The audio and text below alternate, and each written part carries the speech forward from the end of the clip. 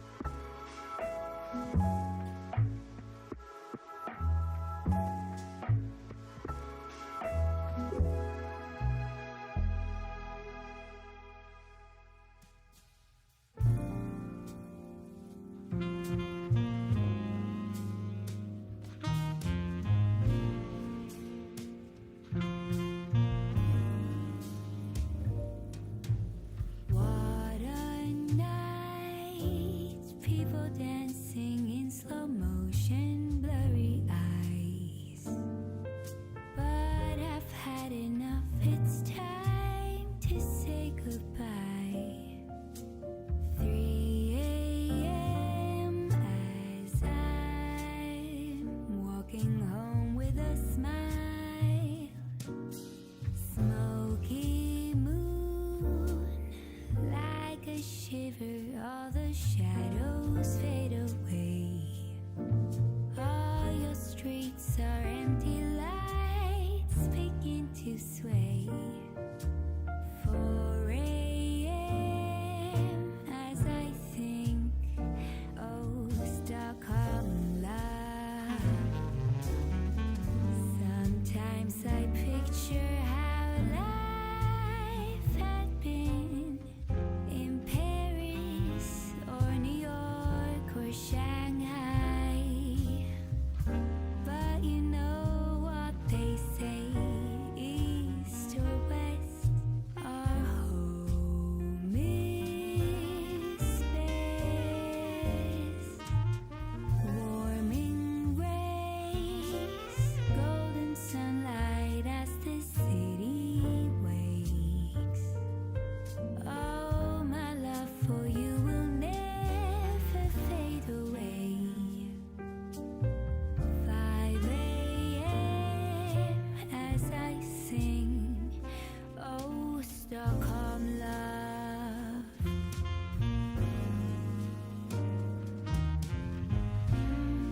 Stockholm love.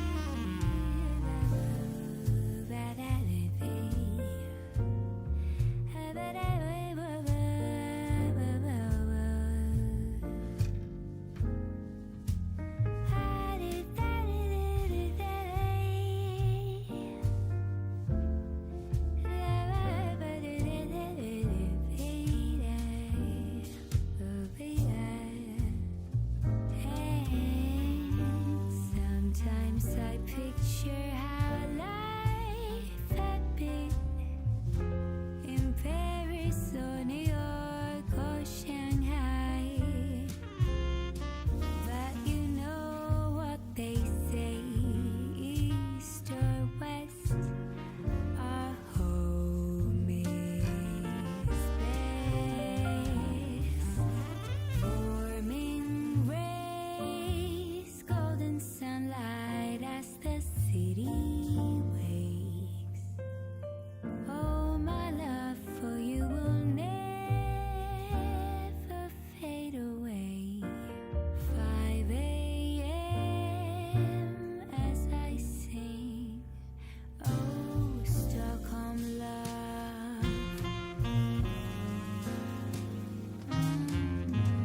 Stockholm love.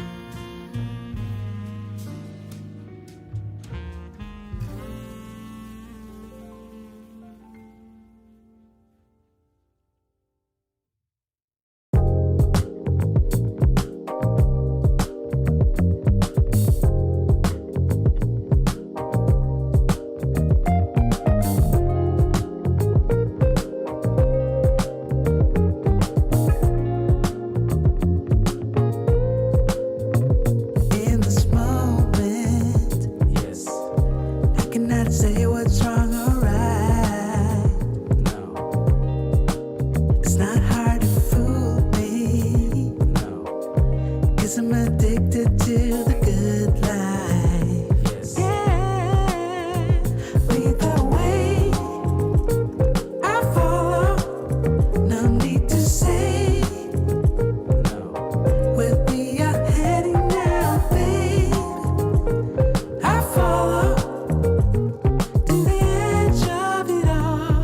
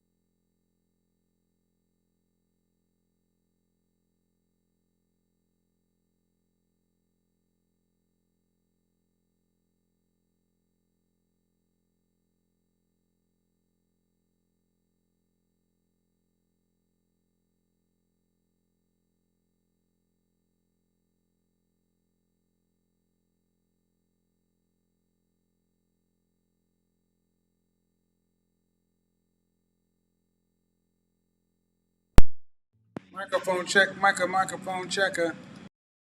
Microphone check, microphone checker, microphone check, microphone checker. Don't know. They just released a system update, so maybe that'll do it. Let's see how that gets it.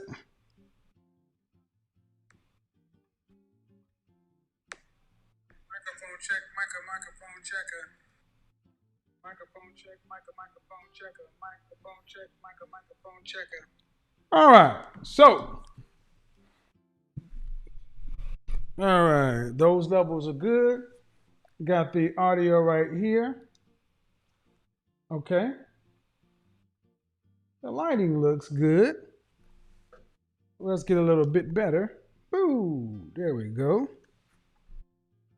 Let's zoom in.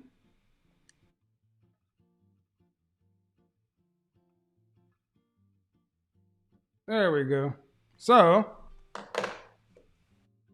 hopefully, that'll do.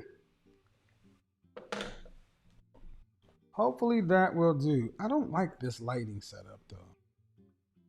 And I'm very much a flow kind of guy. So we're going to start from the get-go and change the flow. Let's change the flow. Let's do intermission lighting. All right. So, how are we doing, everybody? Welcome back. For those of you who don't know, my name is Kevin Samuels. I'm a professional image consultant. And my job is to make sure you look good, smell great, and are the best version of yourself each and every day.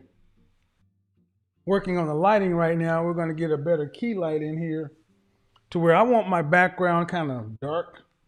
And I just kind of want to be on stage.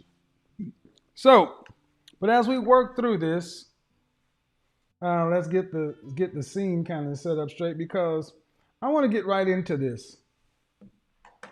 I want to get right into this. Just a second. Because I will need that.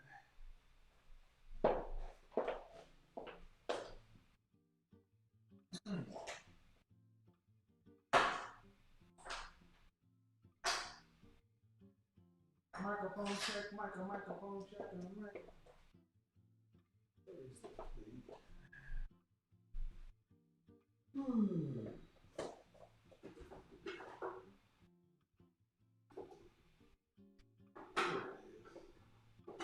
Here it is.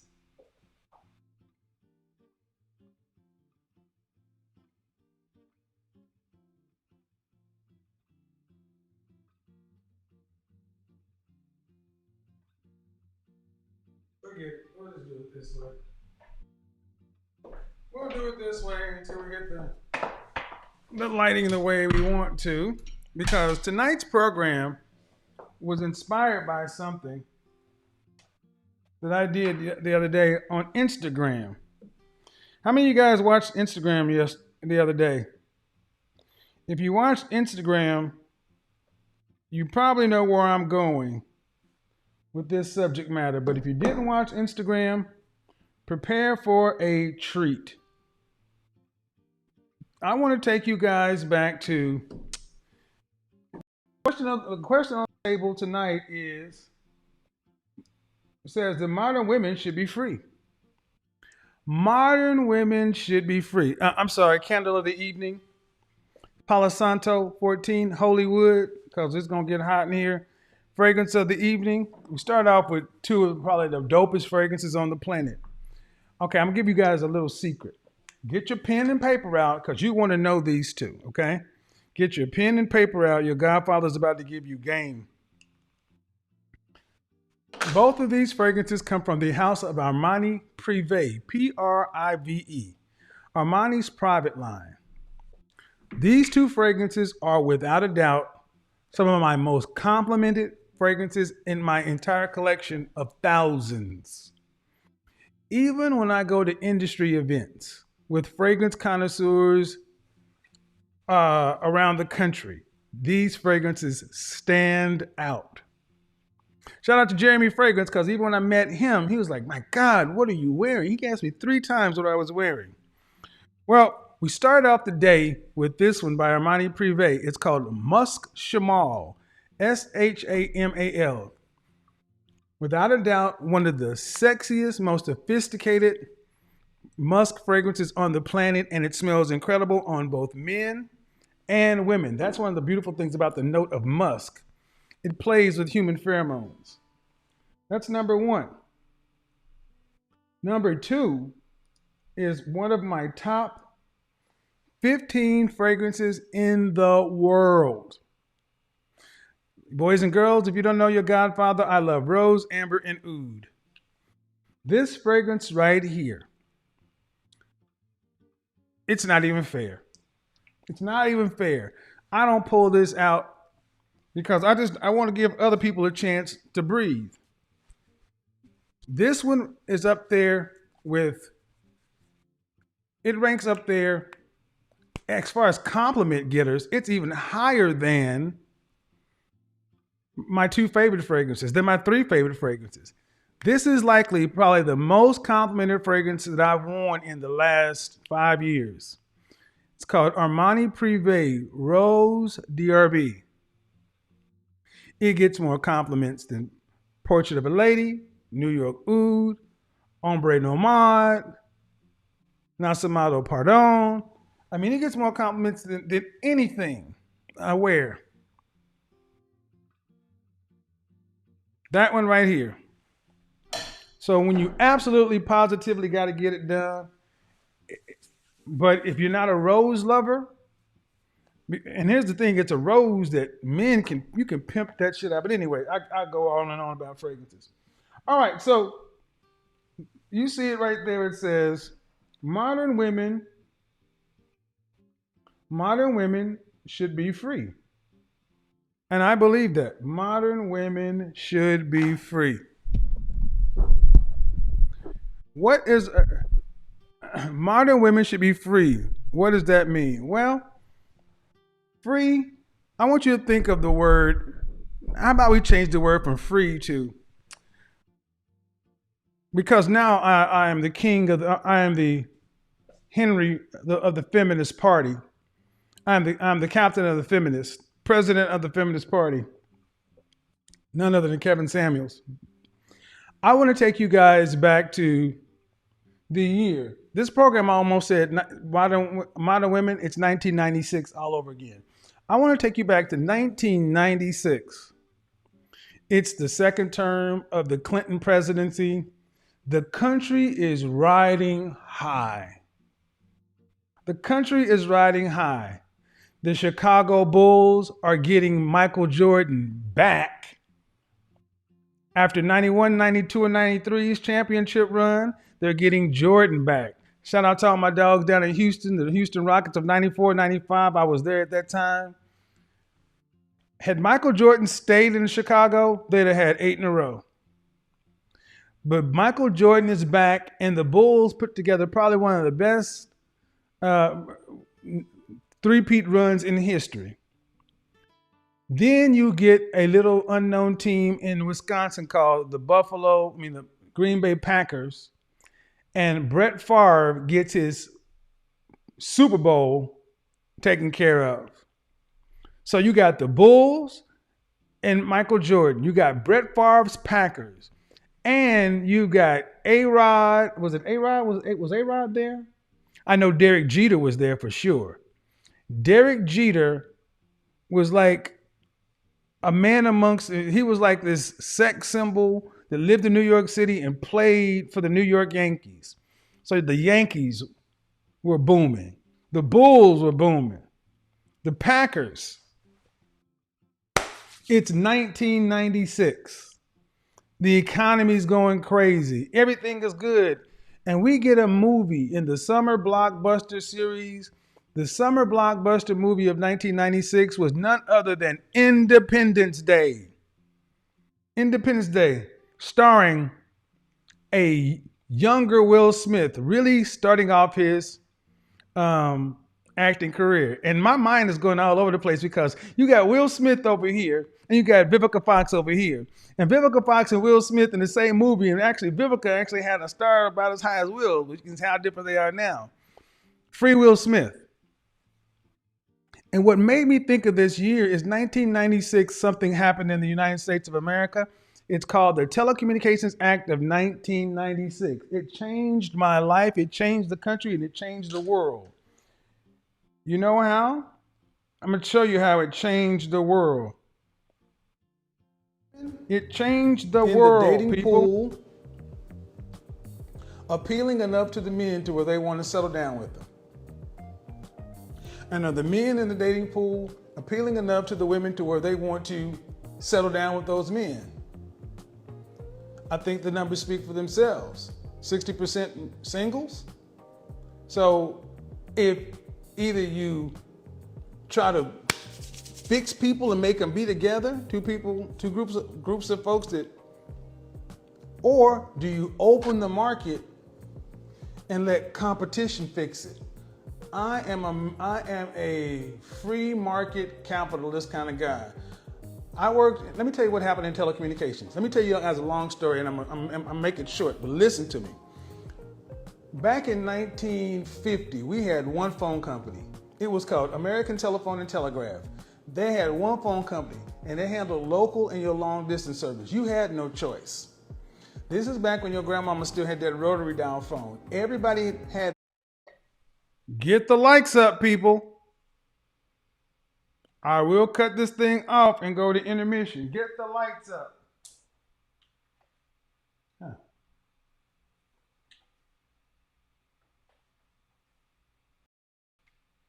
There we go. Get them up, folks.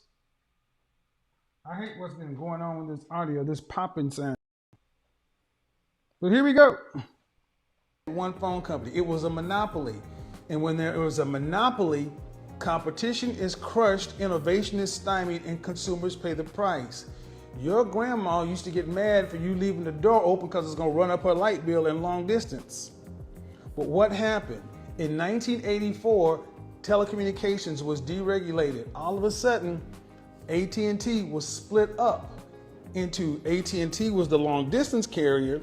And then all of a sudden, you got all of these regional bell operating companies, Arbox, Pactel, Nortel, Southwestern Bell, Bell Atlantic. What was it in the Midwest? Ameritech.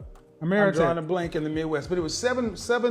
But what happened when all of a sudden people had a choice to choose a different local carrier? And AT&T had all the long distance. But then a company like MCI came in and said, you know what? Long distance is too high. It costs too much. AT&T had a stranglehold on folks. MCI came in and said, you know what? We can do better. And MCI went to war with AT&T. And the long and short of it is it started the telecommunication wars. AT&T now had a competitor. They had MCI and they had Sprint. The local regional bell operating companies were competing. And then you got all this competition going on. Well, guess what happened? Inside of 1996 Telecommunications Act deregulated the local market. So you had a choice in long distance carrier since the 80s and a choice in local carrier since the 90s. What did you have to deal with? Those annoying phone calls. You want to save 10 cents a minute, blah, blah, blah. All those annoying calls, but you know what you got? We went from rotary dial phones to rotary dial phones and pagers. Then pagers went to sky pagers and voicemail pagers. And from that, it went to mobile phones. And inside of 10 years, we went from people you shouldn't have to be rich to have a mobile phone to everybody having a mobile phone, but you still had to pay for local, long distance, and internet and text messages. When was the last time you paid for a text message? When was the last time you paid for an internet connection? When was the last time you paid for a long distance? Long distance. And all of this happened because of competition. But guess what? We have two phone companies now. The entire industry went from all that competition, 7 local bell companies, all these long distance companies, all these small long distance companies. This one bought that one, this one did this one, this spun off, this made this technology, and it all came back to you have AT&T. Now AT&T has basically everything, and Bell Atlantic is now Verizon. You have basically two regional bell operating companies, and basically one long distance company, but it's cheaper. Now, this phone my phone today is cheaper than it was 20 years ago. It was not uncommon at the beginning of 2000 for people to be opening $1,000 phone bills. $1,000. Just because you were talking long distance for somebody you seeing. Now you got a flat rate. Flat rate, unlimited talk, text, internet, worldwide, and you get speeds that would have 20 years ago to get 45 megabit speeds, T3 speeds, would have cost you $20,000 just for the fiber optic connection. That's what competition does to a marketplace. It breaks up a monopoly and it forces innovation, and the people who can compete can become successful. That is the industry I grew up in, and my career did this. I went in and got in exponentially, and I was able to move up and see a lot of stuff versus going this path. And that's what I think we need in our community. We got a monopoly on one another. Black women feel like they got a monopoly on black men. Black women have always been the best, move out, such and so forth. So I'm going to ask the question, if you don't like each other, you don't want to deal with each other, maybe it's time to open up the market to competition. But then you're going to have to compete. I think it's funny. I found out today that one of the biggest divestors out there is now back with a black man. Who knew? Who knew? Who knew? The people who don't want competition are people who don't want to see the best outcome. If I was asking about women expanding their options, they have long talked about black women. Expand your options, expand your options. Well, I'm asking you, black women, is it time for black men to expand their options? Laissez-faire, hands off. That's right. Is it time?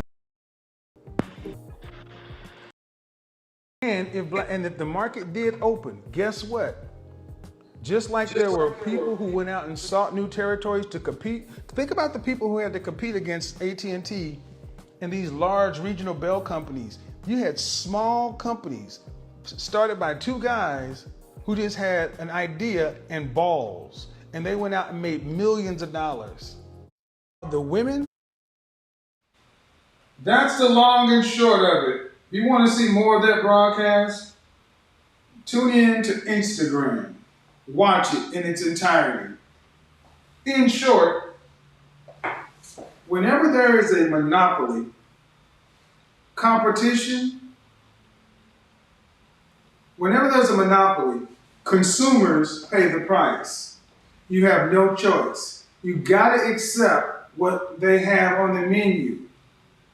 There's a skit on Saturday Night Live. Guy goes in. Cheeseburger, cheeseburger, cheeseburger. You got a hamburger? No hamburger, cheeseburger. All burgers come with cheeseburger. Bacon cheeseburger? No bacon cheeseburger. Got fries? No fries, chips. You got Coke? No Coke, Pepsi. Cheeseburger, cheeseburger, cheeseburger, chip, Pepsi. No Coke, Pepsi. No fries, chips, cheeseburger. That's all. Monopolies are bad for the consumer. There's low innovation, high prices, and it's either you take this or nothing. And I said it before and I say it again. The way we date today, first off, dating is dumb. But two, in our community, it can be said that with a rate of almost 60% of the people being single, and black women in this case not even really wanting to feeling like smiling at a black man is an imposition.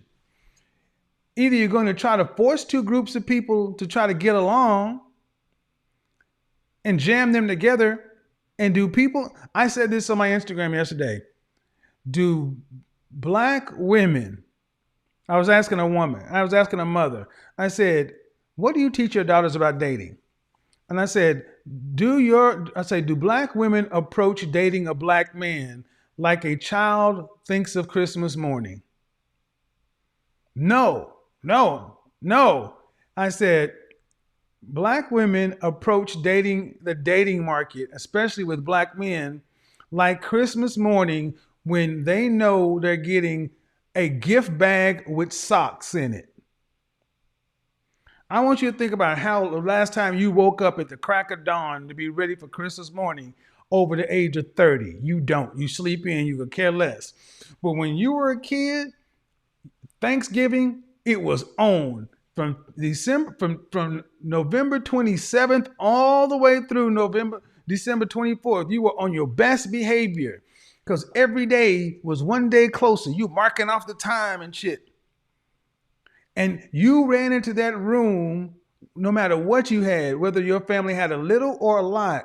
You have all these memories of Christmas morning because it was the anticipation, the excitement. But no one got excited to get that one gift from that aunt who didn't even bother to freaking wrap a gift. The worst things that happen to gifts are gift bags. Think about that aunt I'm talking about. That's that aunt or that cousin that they just buy you some cheap shit. They don't even sell it at the dollar store anymore. They go get a gift bag so they ain't got to wrap it. And they throw some socks in there and some toys you can get at the drugstore. Woo! No one cares about that Christmas morning. So my thing is, if you don't like the market is a monopoly. What do you do? How do you make dating feel like Christmas morning again? The same way you do it in this country. You open the market up to competition. Competition spurs innovation, creativity, drives prices down, drives quality up, and makes overall happier consumers. Well, today, the men are the market for marriage. Men are not marrying because there's a lack of competition in the marketplace. So today, like I announced on Instagram, going forward, this market is open. This market is open. Yeah, I will still talk about black this, black that. I'm a black man, but I have my preference. I love black women, but I am a men's advocate. And if we don't have enough women that want to be wives, how do you plan on getting men who want families married? You either make a better product or you expand the options. So Becky Marisol Mylene, welcome to Independence Day. It's 1996. Whether you're a Bull, a Packer, or a Yankee, it's Independence Day. Will Smith, Jeff Goldblum wearing a pair of glasses this is a pair of frames called the Jeff from Jacques-Marie Mage, created or inspired by Jeff Goldblum's eyewear. So I'm wearing the Jeff from Jacques-Marie Mage. Shout out to Will Smith back when you still were independent, free Will Smith. Shout out to you, Vivica. You was looking good that movie, but she was still a baby mama in that movie, right? She was a baby mama in the movie, but not really. Oh my God, the jokes. Yes, Independence Day. It is your Independence Day. Black men, you are being liberated. It is the Independence Day. So, going forward, we are going to be, when you talk about modern women has always been everybody. Always been everybody. But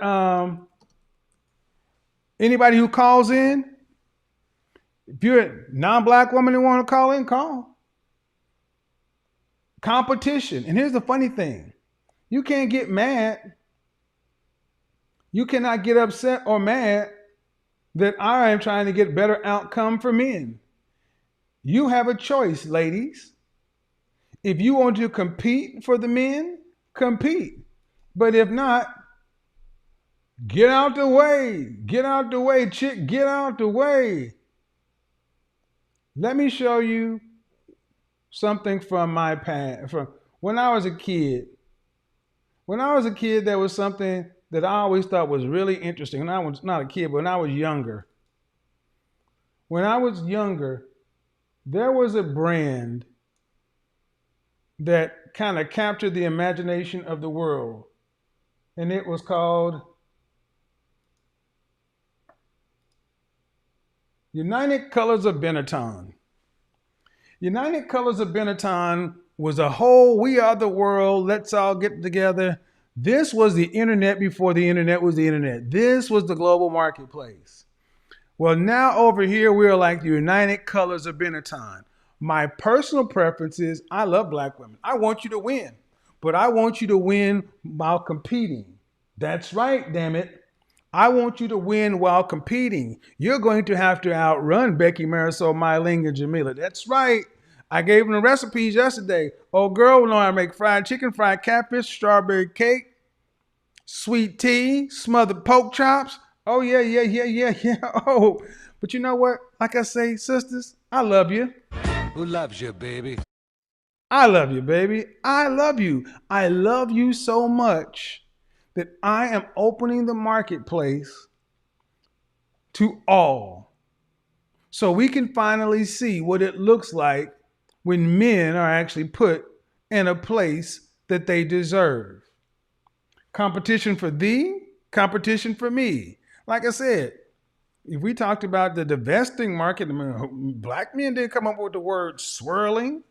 But think about what's going on in the world today.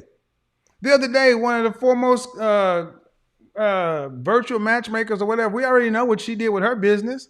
She's going to be talking to the men. 2-3 years ago, Rebecca Lynn Pope did the same thing. Old girl has gone from swirling to cackling and laughing, and she got a brother. Congratulations. The free market works. And the funny thing is, no matter what you think about her or the woman with the show or April Mason, when you are a competitive woman, you have options. See, I saw people talking crap about the woman with the black man now, like she's a Beatrice Arnold, like she turned her back. Get competitive. I see a bunch of avatars talking crap about a woman whose picture's up there. Get competitive. Competition works. It's 1996. The free market. Get the likes up. We don't go to the call lines. Okay, no. Call lines don't open. Nothing opens. We'll shut this sucker down. I'm saying one more time because we're only on part one. 1996, deregulation.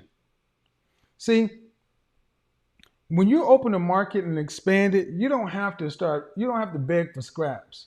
You don't have to ask what somebody brings to the table. Because if they want your business, they will present their table in such a way to where it's compelling. I want you to think about a mall or a store that has a sales pitch or a sales focus like modern women, like a lot of women today. I want you to imagine going to a store with merchandising like this. They got no mannequins. They've got nothing. You go to women, you go to your particular department. There's nothing on the racks. There's no mannequins, there's nothing in the window. All you got is people standing behind registers like this.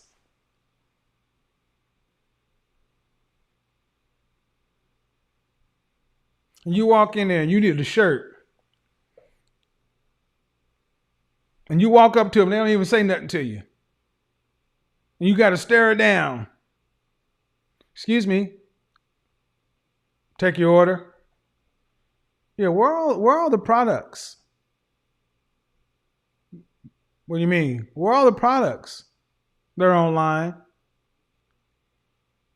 Well, how am I supposed to find? I'm looking for a shirt. How am I supposed to find the shirt I'm looking for? Go online. Or even better, pay me first and then I'll tell you. Pay me first for the shirt. Then I'll take you to the shirts online and I'll show you what you can pick. Or I can bring out the catalog.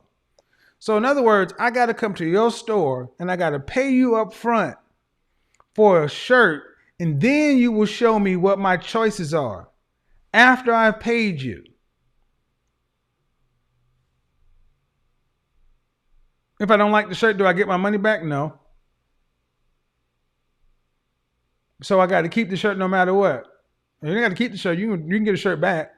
We still keep your money. Who would rush out to buy us from a store like that? Who would rush out to buy from a store like that?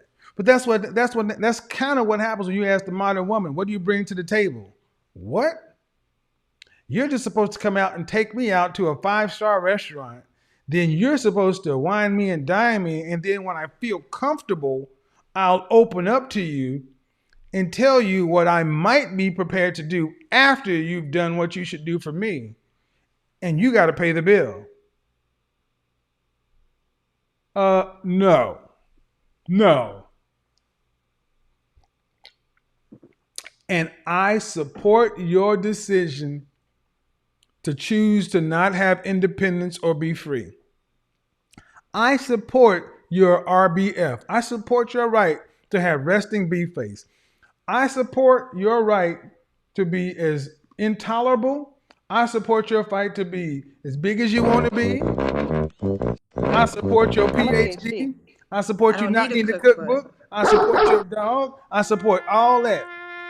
Congratulations. You can be a PhD, have a cookbook. You can we don't even need to rebuke you I anymore. rebuke. There's no need to rebuke you. We accept you. You'll just be over in the clearance aisle. They'll be selling what looks like you. You won't even be at Saks Off Fifth or Nordstrom's or Neiman Marcus Last Call or Nordstrom Rack. You won't be there. You'll be at the old irregular. Remember Dillard's used to have a clearance house in Arlington.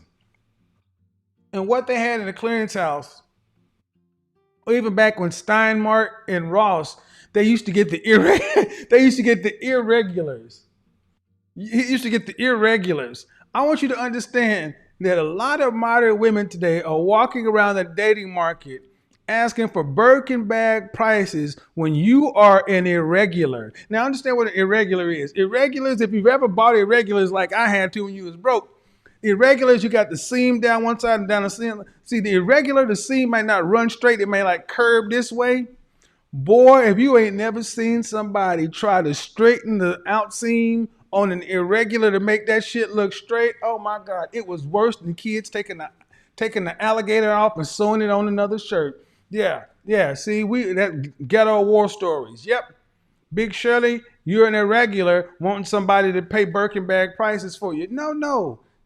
I am done warring with you, Shirley. There's no war. The war is over because all of your female generals are quitting. The women who are matchmakers and swirling and everything else, they're quitting. They're done. It's over. It is over. When matchmakers quit, when swirlers go black, it's over. It is over. The war is over. You've lost.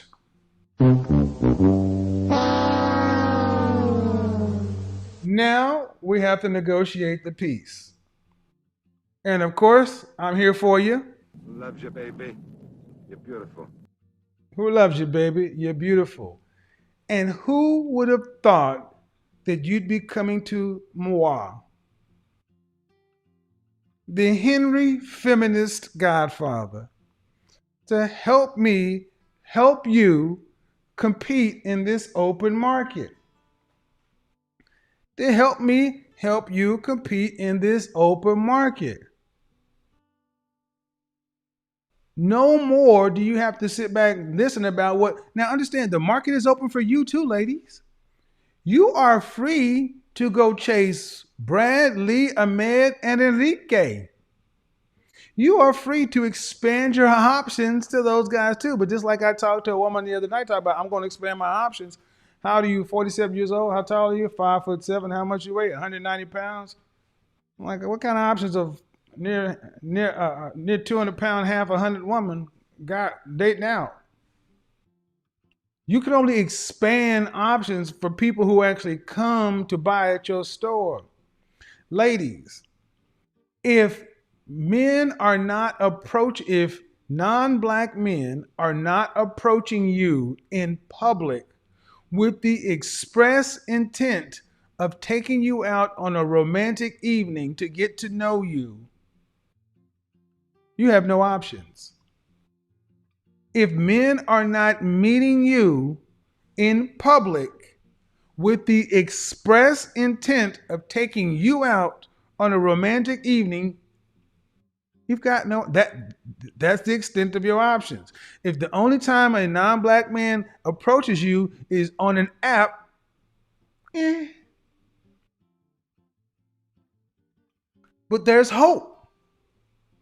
There's hope.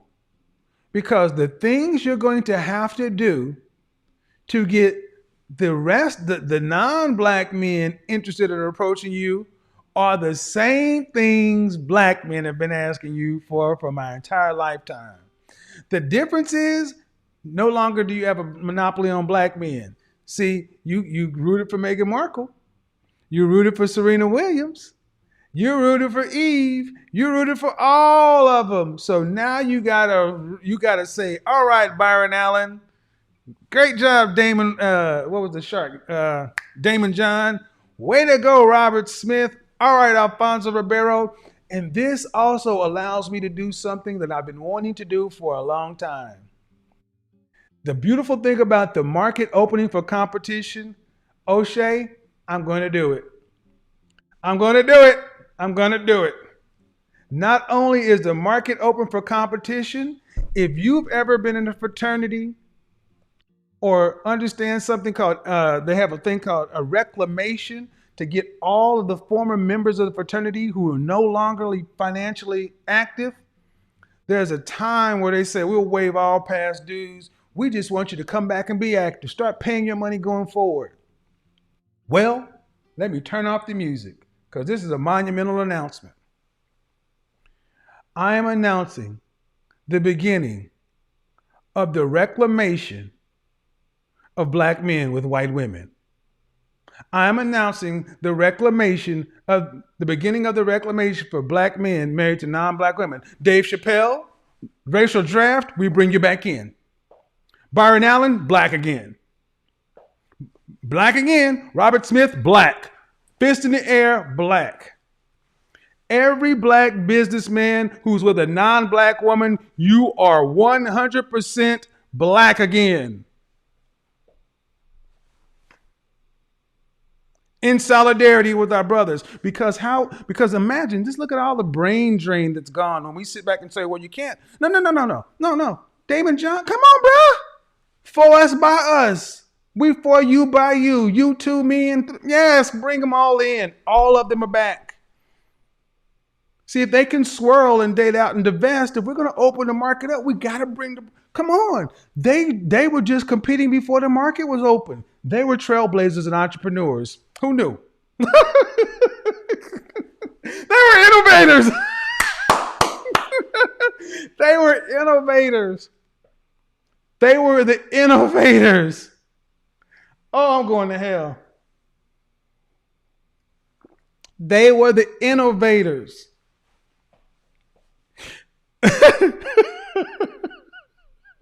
Oh, God. They were the innovators. The innovators. So we can reclaim our high value and other black men who are with non-black women. I mean, after all, black women don't get rid of black women who are married to non-black men or with them. So we reclaim you. You are welcome at the family reunion, the barbershop, the car wash, the spades table, the domino table. You are welcome back to the barbecue restaurant, the hole in the wall. You're welcome to come back to the line dance. You can step and swing dance. Come on back. In your reclamation pack, it comes with Lowry seasoning salt, Louisiana hot sauce, a pack of green apple now laters, and a lifetime supply of Fanta, strawberry, and tropical punch Kool-Aid. Oh God! No, we're not. No, not OJ. No, hold on. There are limits. I don't know if we're gonna bring OJ back in. We got to have a standard. Just saying.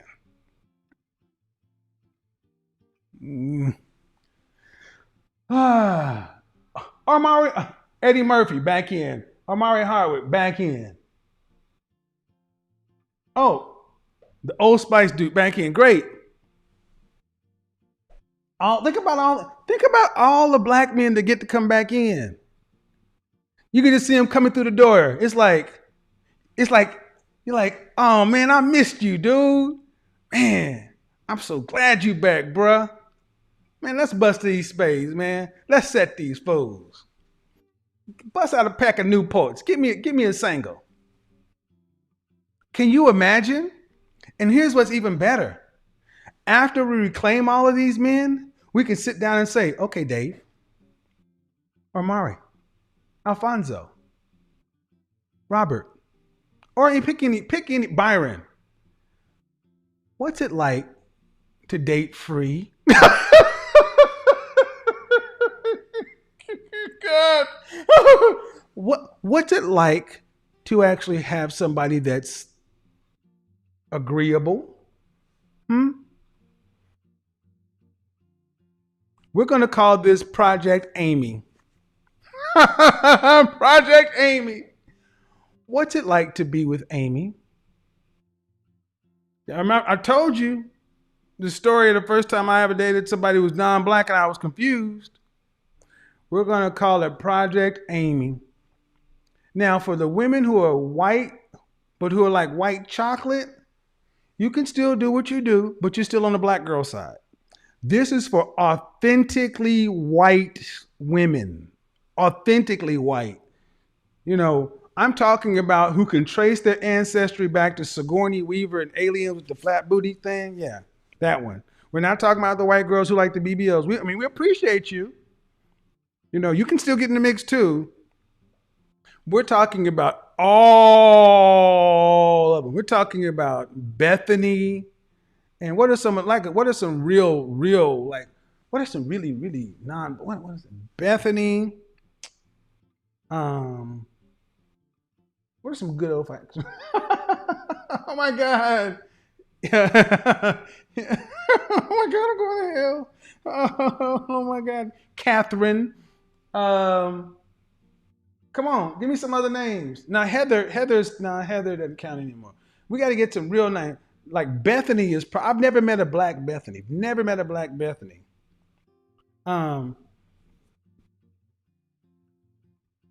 Sarah. Yeah, Sarah. Gretchen. Hold on. No. Hold on. Susie. Sarah. Penelope. Gretchen. Can't use Karen. Christina. Gertrude. No, hey, Rebecca, no. No. Ginger. Yeah. But we're going to put it all under the banner of Project Amy. All Project Amy approved. So we can sit down with Byron Allen and Damon John and a bunch of other brothers who have not been invited to the family reunion or the picnic, and we can sit over there and we can hand them some Crown Royal because they probably ain't had Crown Royal in quite a while, or some Hennessy. We can hand them some Hennessy. I keep rolling. It's just a real fly shit. We just want to know if you can fit. We pour some Hennessy or some Crown, or we get them something that, you know, because they probably ain't had it in a minute, and say, look, what is it like? What is it like to roll over and see collarbones? God, oh shit. Collarbones.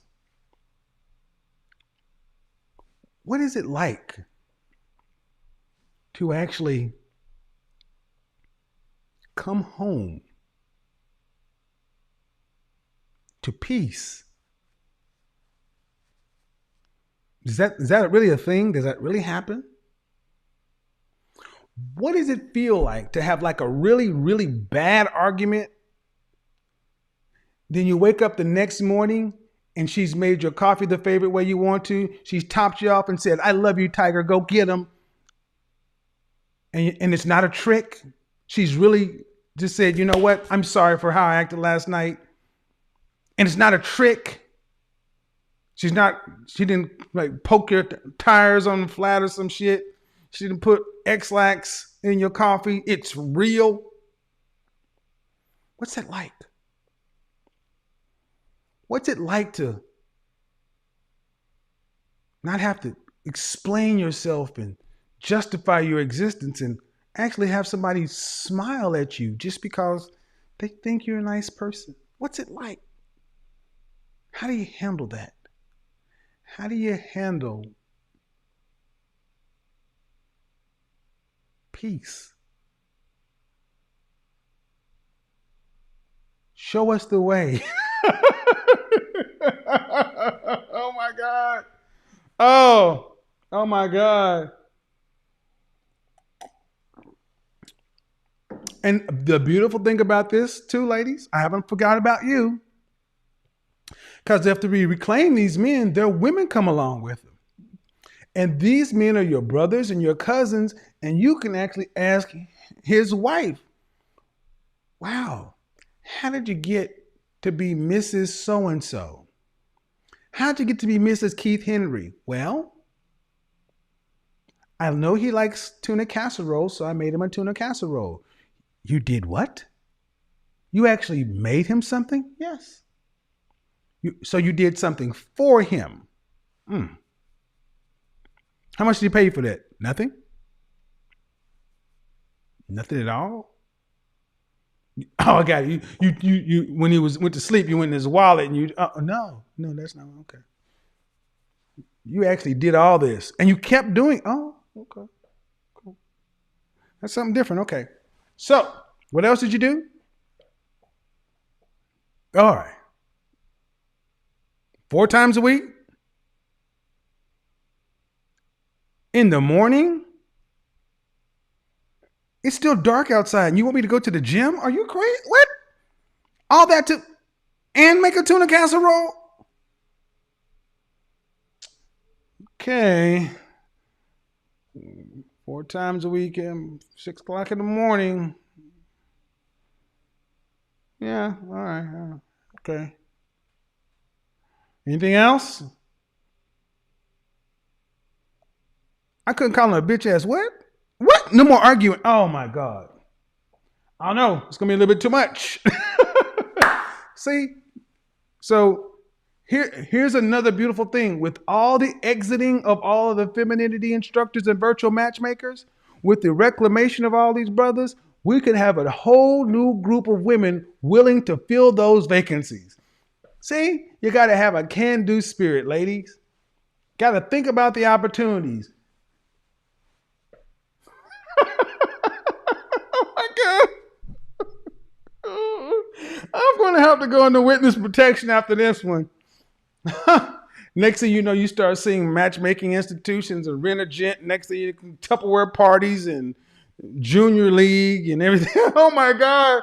Oh my God. Show me the way. Oh my God. Oh. And the theme song is going to be We Are the World. We are the world. We are the children. We are the ones who make a brighter day. So let's start giving. There's a choice we're making.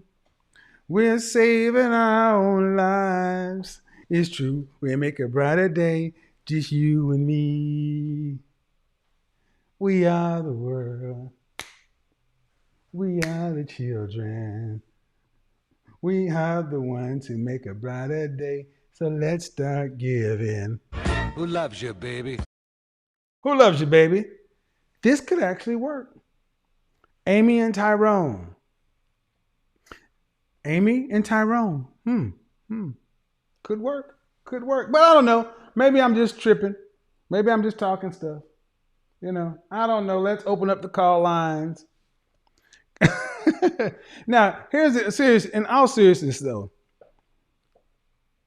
competition always makes the market better. The only people who don't want competition are people who don't want things to change. And whether you like me or dislike me, whether you think what I'm saying is, because in the jokes there's humor, in the jokes there's a lot of truth.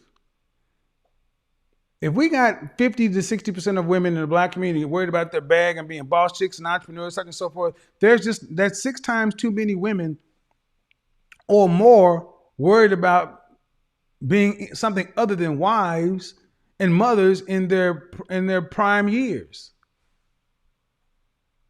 I said this last night, and if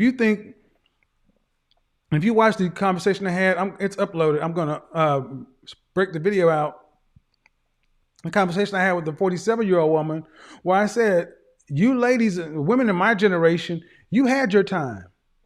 The 90s were your time. Short haircuts, telling black men they wasn't shit for years. You had your time.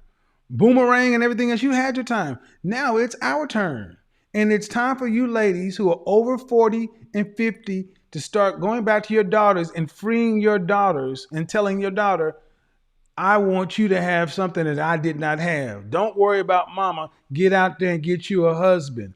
Again, ladies, like it or not, ladies, all women, like it or not, unless you know you're going to be in the top 10% of all female earners, unless you know that saying a relationship is not a priority, is not in your vocabulary. A relationship has to be a priority if you're not going to earn enough to take care of yourself from here to eternity. And other groups of women seem to understand that very simple calculus. So they don't think 30 is when they should start getting married. They don't think that 25 years old, they're still a baby. They realize that, you know what? I had fun my first and second year in college. It's time to start getting serious. You don't think you still should be out doing stupid shit at 26 years old, living at your mama's house, trying to run a $5 million business. So whether you like my way of getting there or not, competition is better for the market. When was the last time you paid long distance on the phone? When was the last time you opened a $1,000 phone bill? When was the last time you had any cell phone contract surprises? You don't, because that's what competition did. And it works equally as well for the men and for the women, because on the other side, the men now have something to hope for. Men can look at Christmas and not be thinking, I guess God gonna get me a freaking gift bag with some socks on it. Guess what? You know I'm Mr. High Value, Mr. High Earner, not rich yet. Well, guess what? One of the best motivations for men is to have a crop of decent women to have to do something for, because one thing you cannot do is have a woman and be broke. You know I am Mr. Hypergamy. I am a feminist after all, remember? I don't think a man should have a woman when he's broke. You should be able to pay bills. It works the other way too. Tyrone's just not going to be able to go over there and holler at Bethany just because he's Tyrone.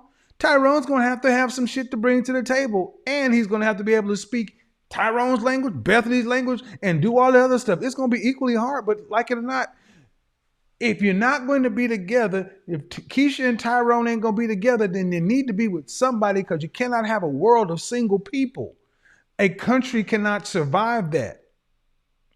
So if you don't think opening the market up to match what black women are already proudly doing, divesting, swirling, dating out, if you don't think that's the solution, if you think that saying that black men should marry because your mama black and you will sell out this, that, if you don't have the same energy and you are not trying to shut down and drown out these divest this, such and so forth, then you should not be saying that when it comes over here. The bottom line is, if you really want to see a black community like you say you do, then you need black women to make a better product for the black men that they say they should be with.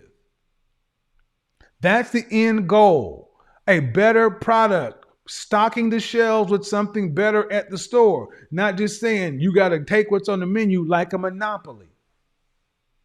So there's jokes, but there's reality, there's truth, there's logic behind this stuff. But I'm dead ass serious about the reclamation. We're reclaiming all the brothers. We've reclaimed you. Now, I know, yes, we reclaim all the brothers.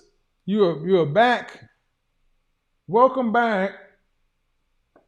Your dream. Recording in progress. Welcome back, bro. Welcome back. The call lines are open. The Zoom line is open. Today, the Zoom line is open. The first part of the Zoom call is going to be open for women. all women, any woman. And I honestly think I might even allow men to call in today. But if you're a man, you must be on camera. I must verify who you say you are, and you must be visible. You can't just get on here talking crap. It is time to celebrate your Independence Day. Competition is good for the market. Competition is good for the market.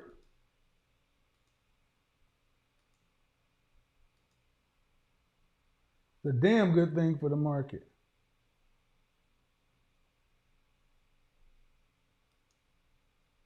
What you gonna do when highlight catch an attitude? Drop to the knees and show gratitude. Kiss my ring, chick. This song right here is for all the fellas out there taking care of business and making that money to provide for their ladies, provide for their family, and to all the ladies out there. The fellas are gonna need a little bit more than a big piece of chicken. If you got a good man and you want for nothing, and you wanna keep that man, you need to learn how to check that attitude.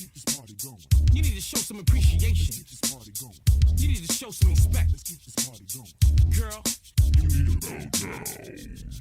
all my fellas, tell you, come on. Bow to me, kneel for me, kneel for me. Kiss the ring, kiss the ring. Bow to me, kneel for me, kneel for me. Pay homage to the king in your life. Wisdom and security, I give that. Devotion and honesty, I show that. Passion and love, you feel that? Bow down, girl, you need to show some respect. Obedience and loyalty, I need that. Friendship and trust, I've earned that. Gratitude, appreciation, I deserve that. Bow down, pay homage to the king in your life. Baby girl, what's the deal? Got no time for freaking girl, you're acting mad. Never want for nothing cause I'm paying the bill. Sleeping all day, the house is filthy. No meal. Come on, girl, give me some feedback. Let me know what's good, what's up. Where's your head at? Giving me attitude, not today, girl. Dead that. Strip off them clothes, I'm tryna beat that. Bed that. You're really saying not tonight? Not tonight. My blood is boiling hot, girl. You're getting me tight. Aw, man. To the right, to the right. Don't let that door hit your ass. You talking like you hot, you not. Shorty, I know dime pieces, trust me, you not. I can get a next chick, next one. Like Gucci said, in the next 15 minutes. You ain't special, don't be foolish. Running around town like you. What the heck? What the heck just happened there?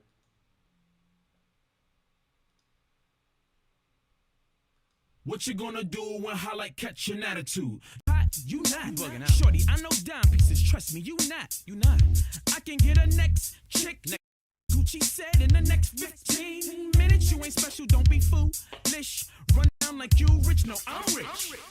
Without me, you wouldn't even have that. I'm Scrooge McDuck swimming in money. Hold my top hat. Park Avenue lifestyle, you love it. You're acting out of order and now you're gonna lose it. You claim that you're in love with me, in love with me. You wanna be my wife, you be my wifey. That's looking pretty bleak, unlikely. You should've paid homage, girl, you fucked up. Can't do it, no more, I'm done. I'm fed up, game over, clock ran out. Girl, your time's up, get your things, have a nice life. Keep your head up like Shaq and Kobe was a good team. But now we broke up, should've bowed to me, kneel for me, kneel for me. Kiss the ring, bow to me, kneel for me, kneel for me. Pay homage to the king in your life. Wisdom and security, I give that. Devotion and honesty, I show that.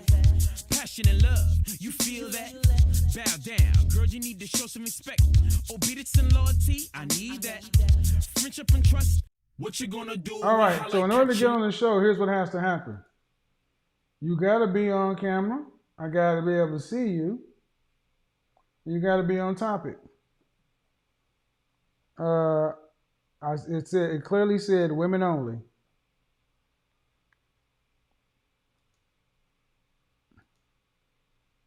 It clearly said women only. So if you're a man and you pop up, I'm going to remove you and you won't be coming back. I expect men to follow instructions. All right.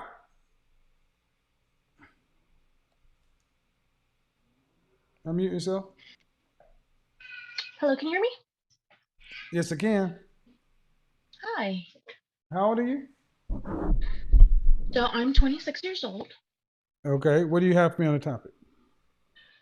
So, what I have on the topic, for modern women being free, I am married. I am married. Um, so when it comes, I do believe that, um, women should What was sweetheart? be What was that? It was bad. It should had have nothing, no freedom when fire, it no comes energy, no to nothing. who they choose to be with. And then of course also as well as Hello, Maya. How are you doing? Hi, how are you? Good. How old are you? Can you hear me? I'm 25. Good. What do you got for me on the topic? Well, I guess I agree with you. I'm actually married, Mm-hmm. but um, I guess You're the idea of 25? thinking like, I'm sorry? You said you're 25? Yes. Okay, go ahead. Yeah, so I'm not technically, competing with other singles, but the idea that, my husband might see someone else or be interested in someone else definitely motivates me to stay on my A game. How long you been Um, married? we're newlyweds, so 7 months. Do you have any friends that are still single? Yes, most of my friends are still single. Why? Hmm. Uh, I think they're afraid. They're afraid of that competition. Definitely, I think they assume that, What you mean? They're afraid of? They're single because they're afraid of competition. or not afraid of competition, but it's like they're afraid to. They don't. I guess my mindset, in order for me to be married, it changed. So it's like I stopped assuming that everything would come to me and I started thinking, let me pursue Do they what want I to be want. married? Yes, they want to be married, but Are they okay? How many friends are we talking about? I'm thinking of like my two closest friends. Are either one of them fit? Yes, they're both fit, both very beautiful. Okay, and are they your age? Yes. Are either one of them actively dating? Yes, they date. But not seriously. See, well, here's the thing. I'm always curious as to why young black women are so afraid of marriage. So that's Yeah. another I question. mean, That's a question for the market to call in too, because call in. The numbers up there. Go ahead. I'm just curious. I know what I think. I think a lot of your mothers made you terrified of men. They told you a bunch of bad stuff about men. The men weren't anything to be. Okay, let me ask you this question: Were your mother and yeah. father married? Yes, they're married. Okay. When you were younger, what did your mother tell you about relationships and men? Not enough, honestly. We didn't have a conversation about relationships. Honestly, when growing up, I never wanted to get married. Um, and it wasn't until I was 25 that I had that mindset like, uh I just felt like time was running Hold on, out hold and on, hold I on. had to. So, do Sorry. you have any siblings? No. An only child. Yes. And your mother never told you anything about relationships. The most she told me about marriage was not to marry a man like my dad. Can't make it up, people. You can't make it up. The reason we have the young women we have today is because of their mothers. So Yeah, it's kind of sad. I'm going to go in on this part because I don't want I don't want your mom to hear this, but I'm gonna just go there. The line is open, but a big part of the reason we have women the way we are today is because of women of Generation X and baby boomers. Baby boomer mothers were the mothers for people in my generation. And my generation were the mothers for women generally under 30, generally under 30, generally under 30. If you're dealing with a woman under 30, she is likely has a Generation X or a baby boomer mother.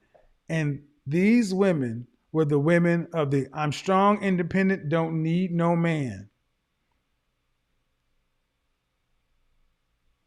Not telling their daughters were told to avoid to get for themselves, not to worry about a man. A man's not a priority.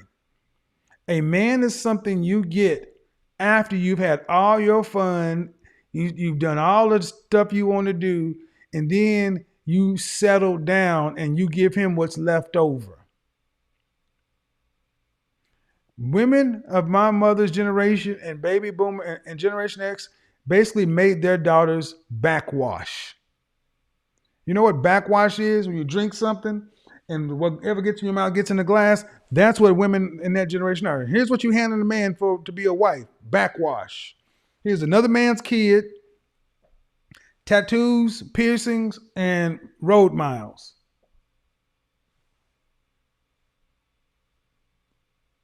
How do we expect women to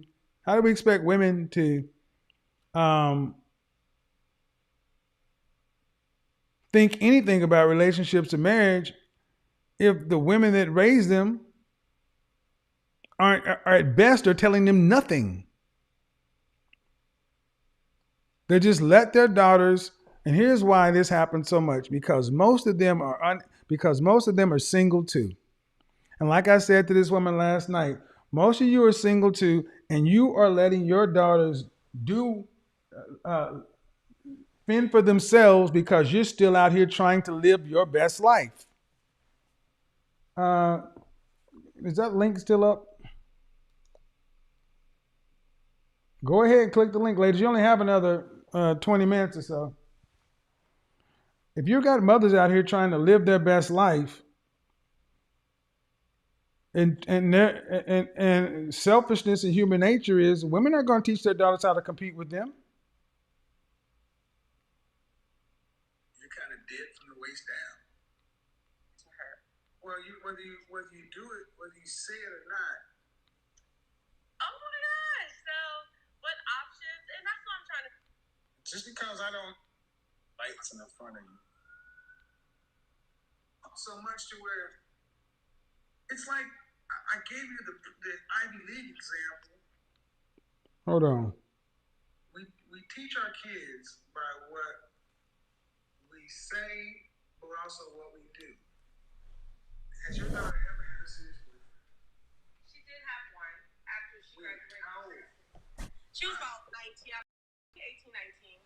And how long were they together? It didn't last that long. About maybe six months. It didn't last that long at all. She's 21 years old and lives at home.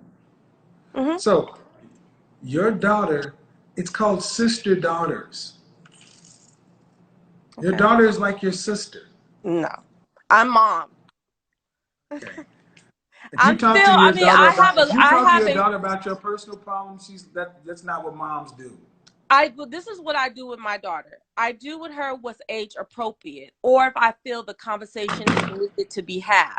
So if my daughter came to me, what do you tell your daughter men are for? I tell my daughter about what men are for: to be, providers, to be a support system, to be a companionship. I tell my daughter about men. And what does your daughter see you mirror? What does your daughter see you? You know what? And I'm guilty of that. Like, I sit back. Thank you. Stop, breathe. Right. I do think about that. Breathe. Stop, breathe. Stop and breathe. Yeah. Sorry. I do. Stop and breathe.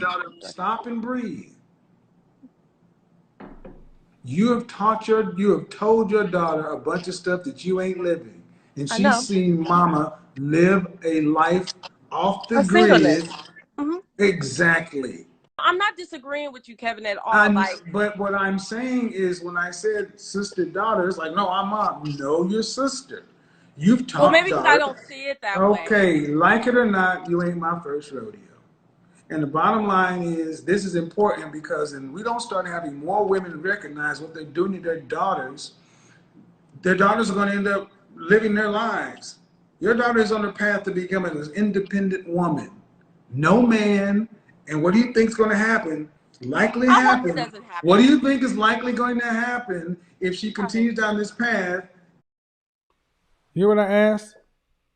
What have you taught your daughter to do regarding a man? And the answer is nothing. They don't teach their daughters anything about a man other, and then they hope their daughters don't end up like them, and they hope their daughters can figure it out.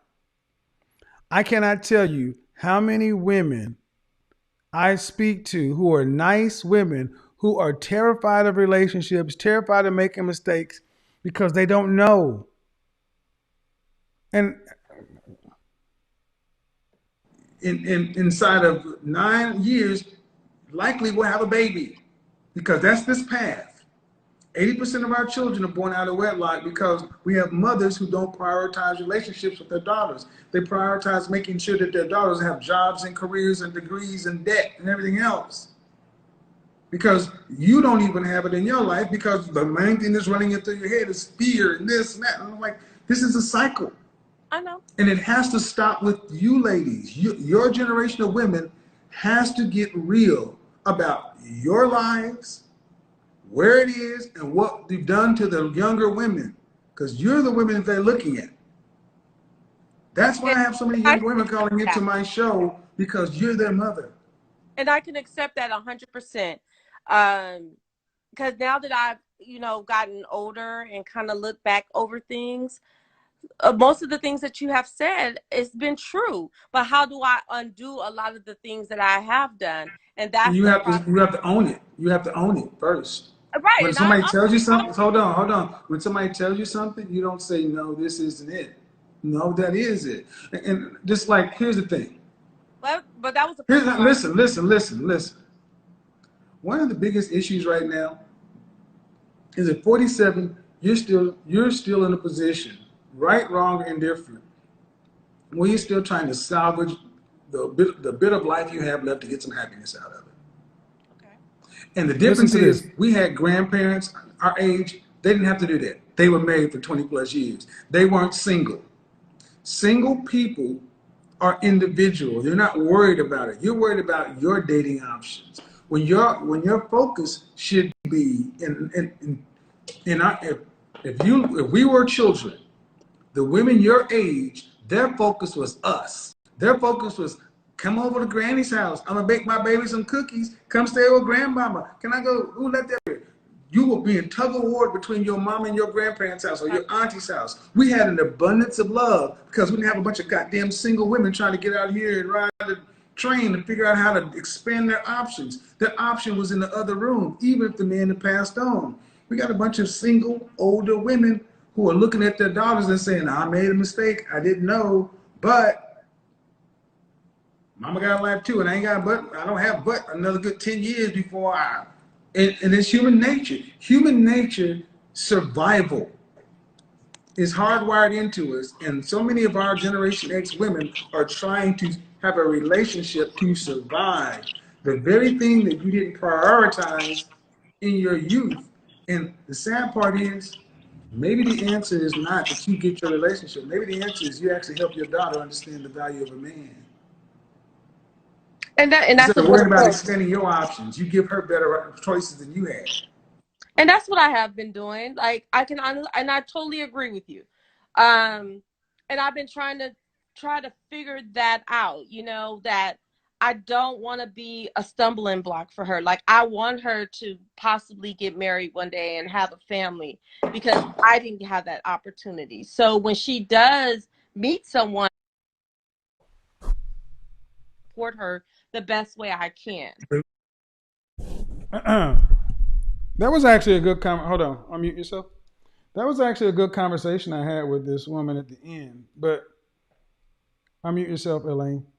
It's gonna be incumbent upon these ladies to decide to stop being number one out there. Hello. Hi. How are you? She hung up. These people in technology, boy, I swear. All right, so I'm gonna let the last bit of this. All callers can call in, but if you're a guy, you're gonna call in. You need to make sure you have the light source in front of you. You got to be on camera. I got to be able to see you. Wait a minute. We only have one, two. Wait a dadgum minute. Let me see something. Y'all ain't gonna treat me like a $2 hoe. Nope. Shout out to Lou always coming through with the heavy handedness. But no, no, oh no. We are going to need at least 30 more people to drop something out there. We got 15,000 people in here and no super. No. Nope.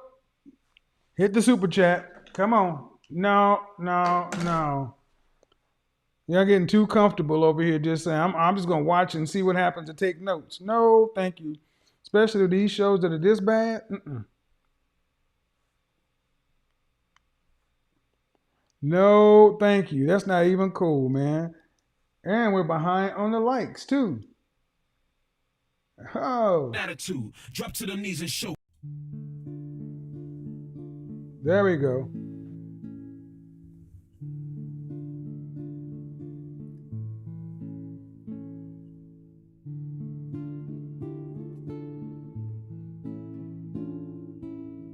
Gentlemen, if you want to call in, this is the time to call in. The link is in the description, the pin. Hit the Zoom link. You don't have to be on the screen, but you have to be on YouTube. Shout out to Yimmy the Mind Boss. Oh, I see you in a minute, man. Guys, you don't have to be on the screen on YouTube, but you do need to be visible to me.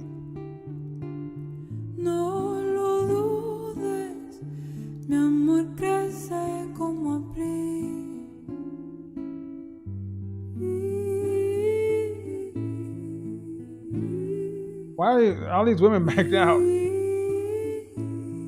there something going on with Zoom? Because everybody that joins in seems to be backing out.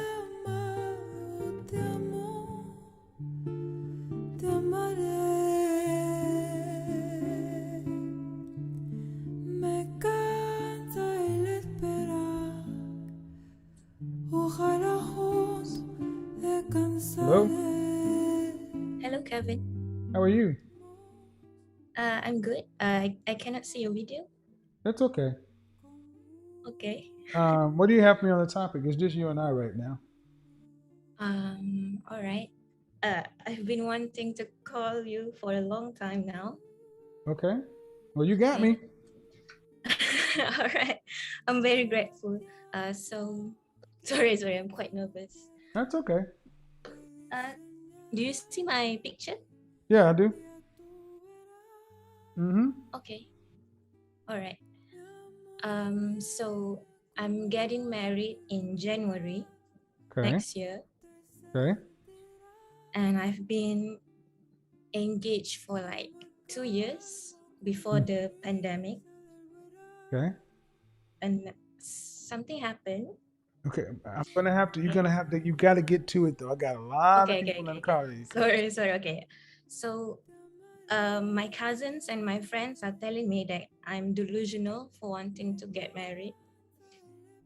So I don't know what's wrong. It's been bothering me for a long time. Okay. I need you to. Okay, ma'am. No disrespect. I understand you're nervous, but I need you to get to the question. Okay. So, am I doing something right? Because I feel like I'm alone. You feel like you're alone? Yes. Nobody has said congratulations to me for wanting to get married. What country are you in? Malaysia. All right. The people who are telling you, where's your fiance? My fiance is in Malaysia. The women who are not congratulating you, are they single or are they married? Mixed. They are married. Yeah, they are married. Do they know your fiance? Yeah. Do they like him? Yeah, they said I don't deserve him at all. Your friends are telling you that you don't deserve your fiance. Yes. You need new friends. Sorry? You need new friends. Okay. All right. I need new friends. Okay, that's all I can really do with this right now, man, because it's a complicated concept. But if your friends are married Mm-hmm. and they know your fiance, there's nothing wrong with him. They're saying there's something wrong with you. Yeah. That's not their choice. He picked you, not them. But you don't need women around you telling you you ain't shit when he Mm-hmm. decided to pick you. You need new friends. Okay. Have a good night. Yeah. All right. Thank you. I mean, that's kind of cold. Women telling you, he's too good for you. Sound like some player hating shit right there. Okay, if your microphone's not connected, I'm going to bounce you out. Your audio's not connected. You got a hoodie on, dude. Your audio's not connected. All right, so I'm gonna bring guys in one at a time. If your audio's not connected, uh, uh, uh, so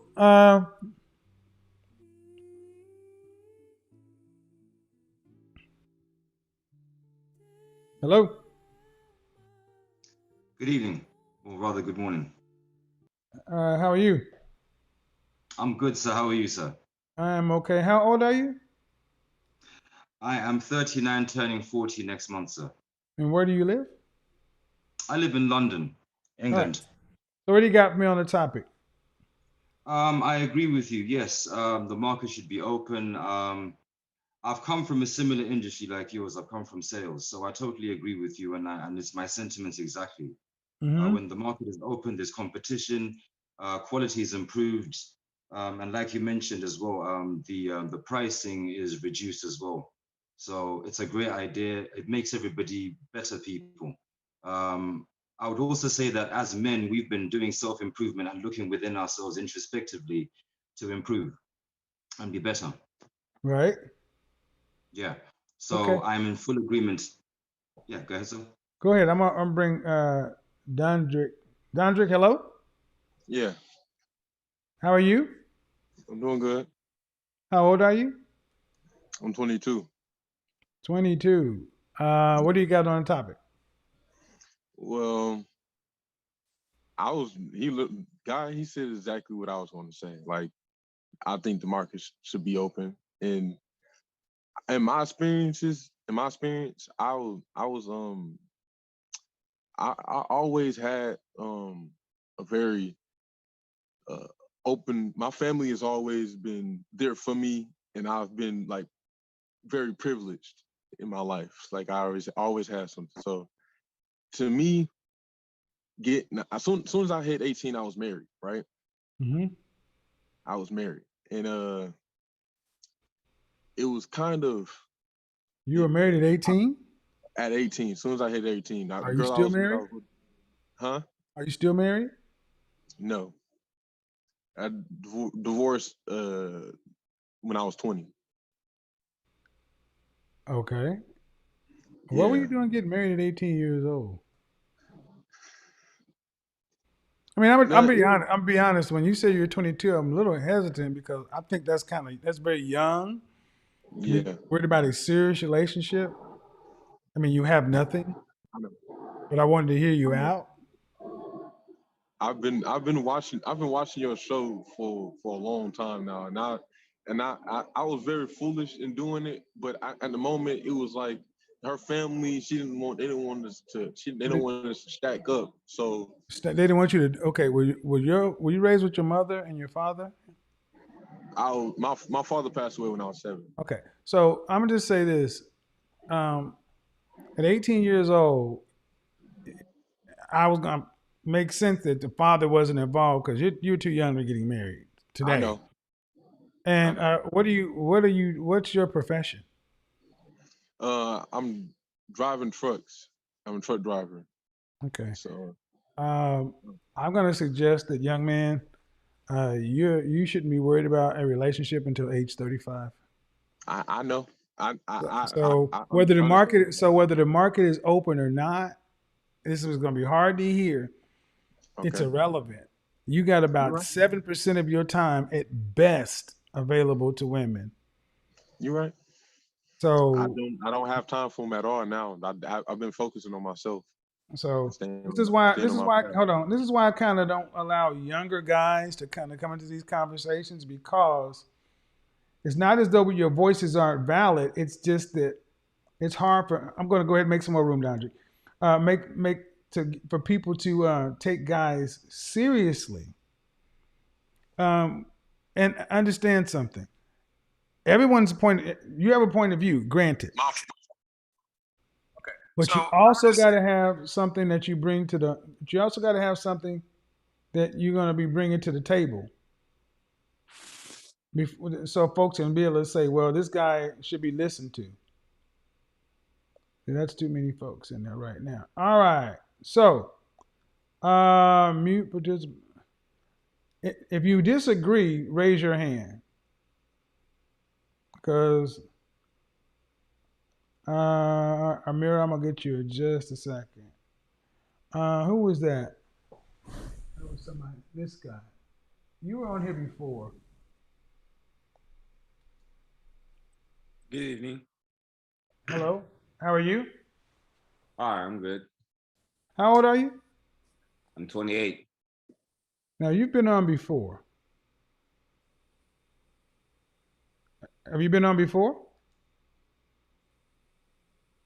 Where'd he go? Dude left.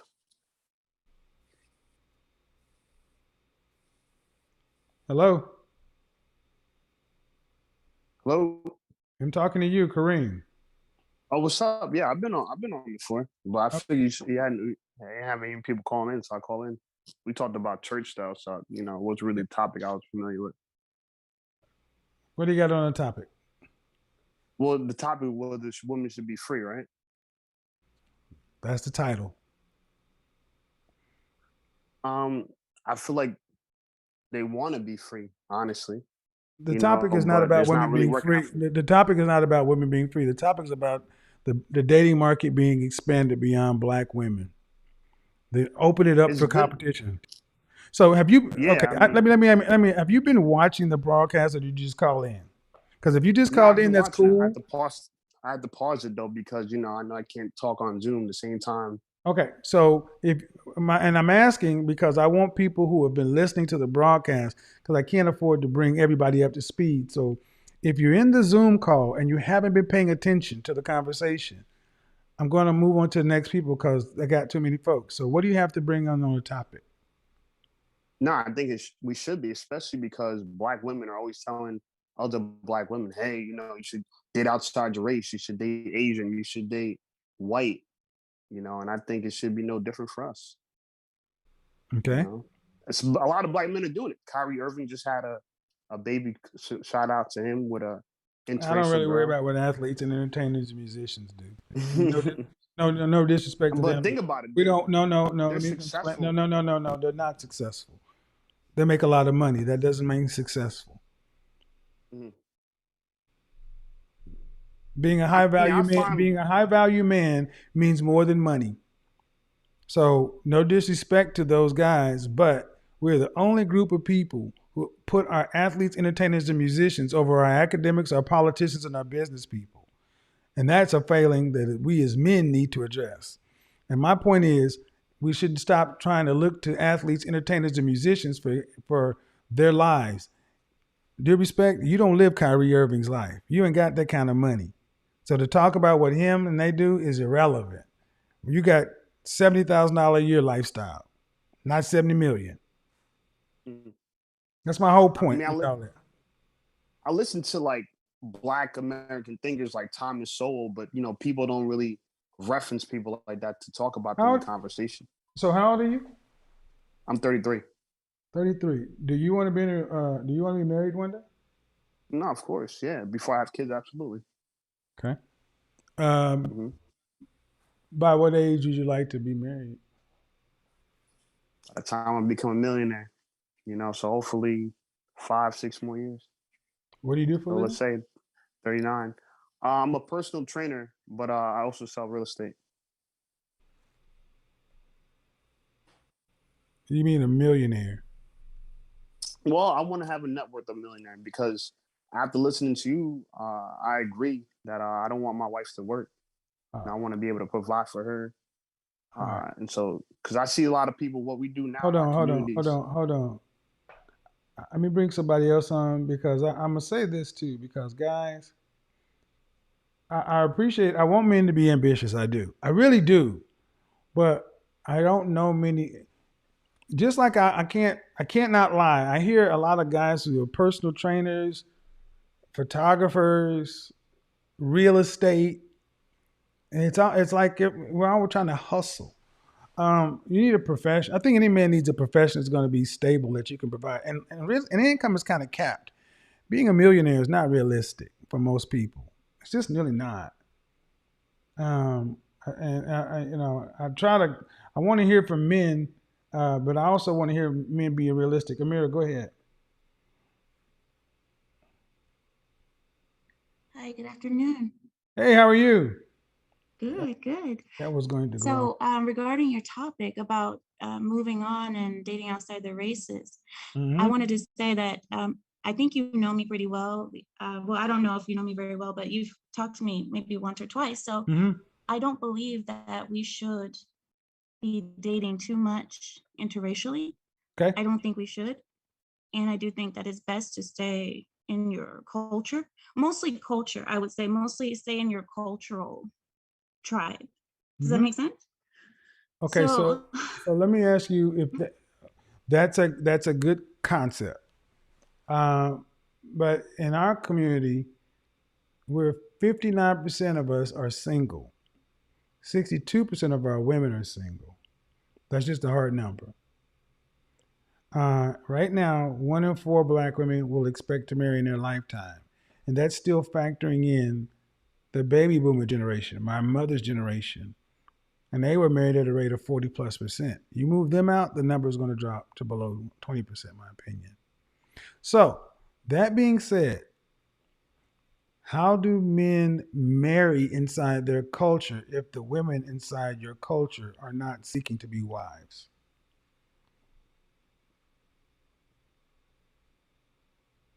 well, that's hard. That's really hard. The only, when you were speaking about the numbers, the thing that popped into my head was polygamy, was having more than one wife. I Mm-hmm. don't know how possible that is culturally. As you know, in my culture, it's something that's considered. But Mm-hmm. if the women don't want to be wives, That's the you're point. right.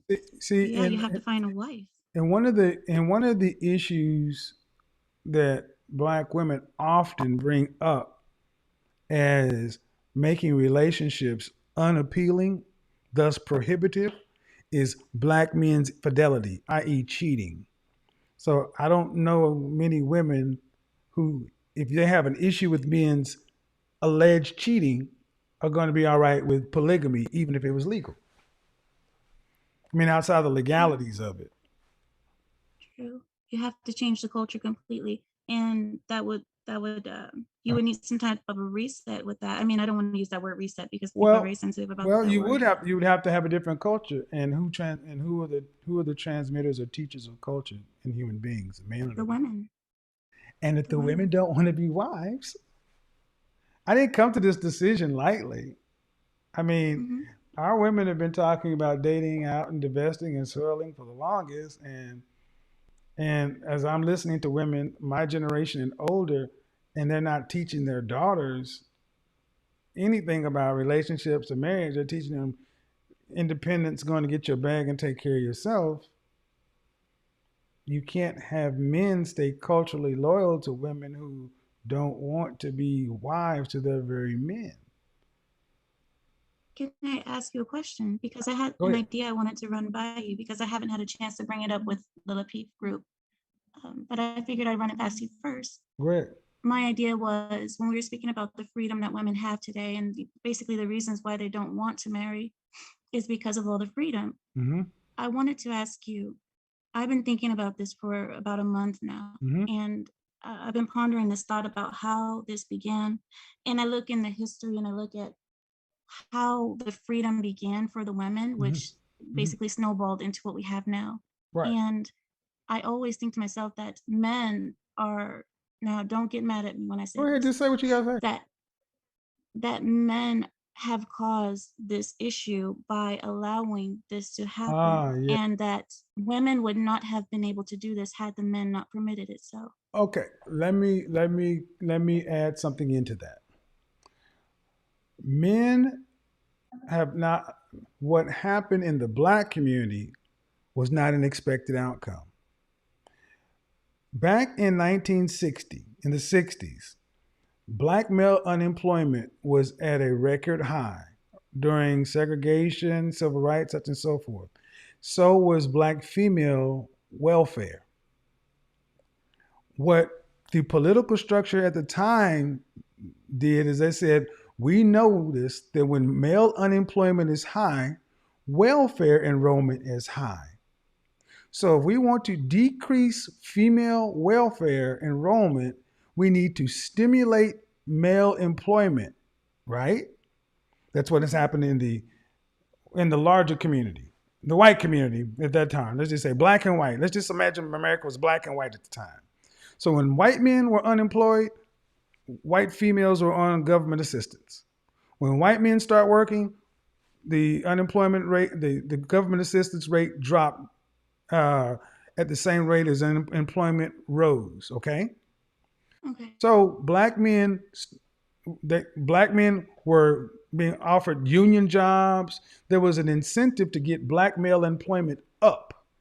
And as black male employment began to raise, it began to increase by noticeable, demonstrable, provable numbers, what they noticed was black female welfare continued to rise at the same rate.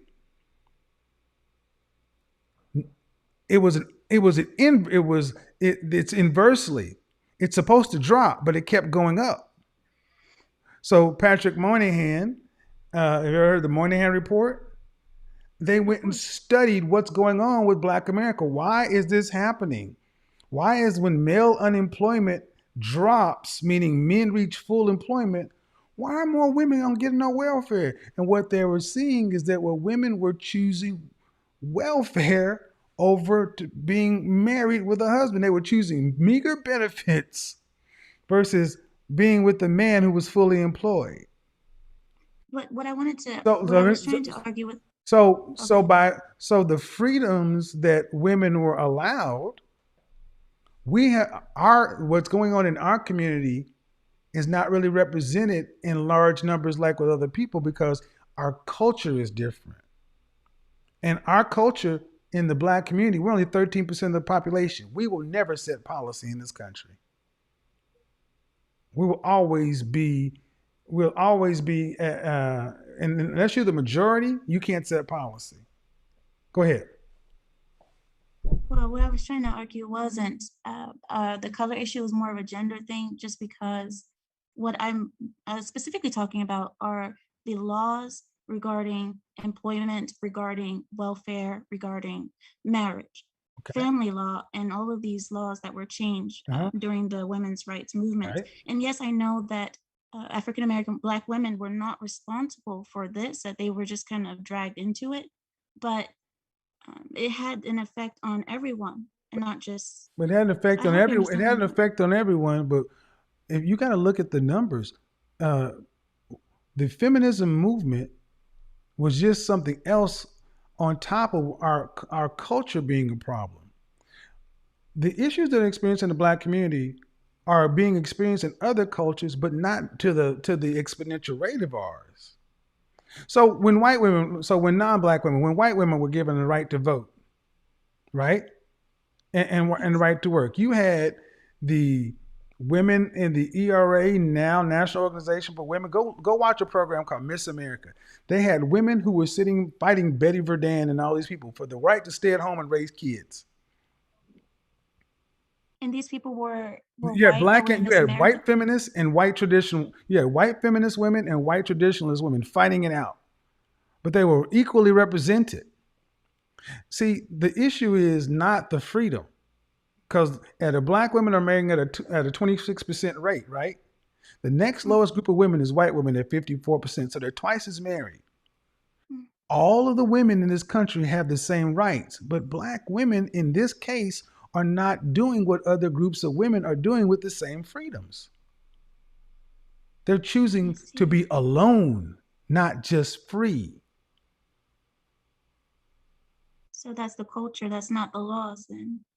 And that's what was the surprise to white America. The white America assumed that when we give black men a job, black women will go and stay with their man.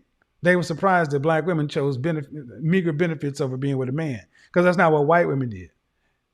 That's really what's at the core of the black community. As imprecise as I can say it, black women have a choice to be with black men, and they choose to rather take a little, to not have a guy. It's almost a source of pride for so many of our women to sit back and say, well, I'm strong and independent. What other group of women in this country, in mass, champions their strong, independent, and I don't need no man to the level to black women do? It's not the same. I know none. So I think this is why people were kind of getting at Anton when he was saying his issue with our culture. And our culture is not one of it's not a matriarchy or patriarchy, it's a gynocracy. Women above men. That's really at the base of our culture. Women are above the men in our culture. So if the men start marrying out, if they start marrying out their race, what do you think that will be the effect on the black woman if this happens? Well, the women in mass, the same thing is going to happen if they don't marry black men. They'll die by themselves. It's the same thing. They're not. Here's the thing: they're not marrying black men. They're not marrying anybody. So what happens if you have a group of human females who live their life alone? Do they impact the culture one bit? It does. During their lifespan, but after they die, what happens? There's no lineage. Nothing. Right. Yeah, no lineage. Right. No culture. Right. So if the men don't have women who are willing to be wives to keep let's just make this biological. I come at image from an animalistic standpoint. Let's look at it as human animals. If we as the men cannot get the seed of life into the next generation, our species dies. We cannot take the women and forcibly make them our mates. So you have to have women who are willing to be your mates to keep the species going. That means you're going to have to adopt a new culture. No, this is what, okay, when China had an issue, because they had the one child rule in China, and where for the longest in China, Chinese parents are preferring to keep the male son over the daughters. Mm-hmm. But what happened? They started having an imbalance in available women. Mm-hmm. So what they started doing, they started importing women in from other parts of the world. This has always happened. Mm-hmm. This has always happened in Anchorage, in Alaska. They're like, the amount of men who are making six figures are incredible. It's like 16 men to one woman. They're importing women in those areas. You have to import women if you want to keep the species going, the culture going.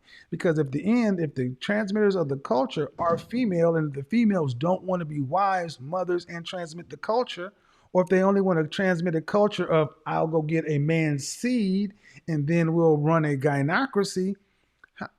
What gynocracy has ever run this planet? Amazonia. Can I ask you this? Go ahead. And I'm going to bring somebody else in after this one. Okay, yeah, I'll hurry up. So my last question to you is this.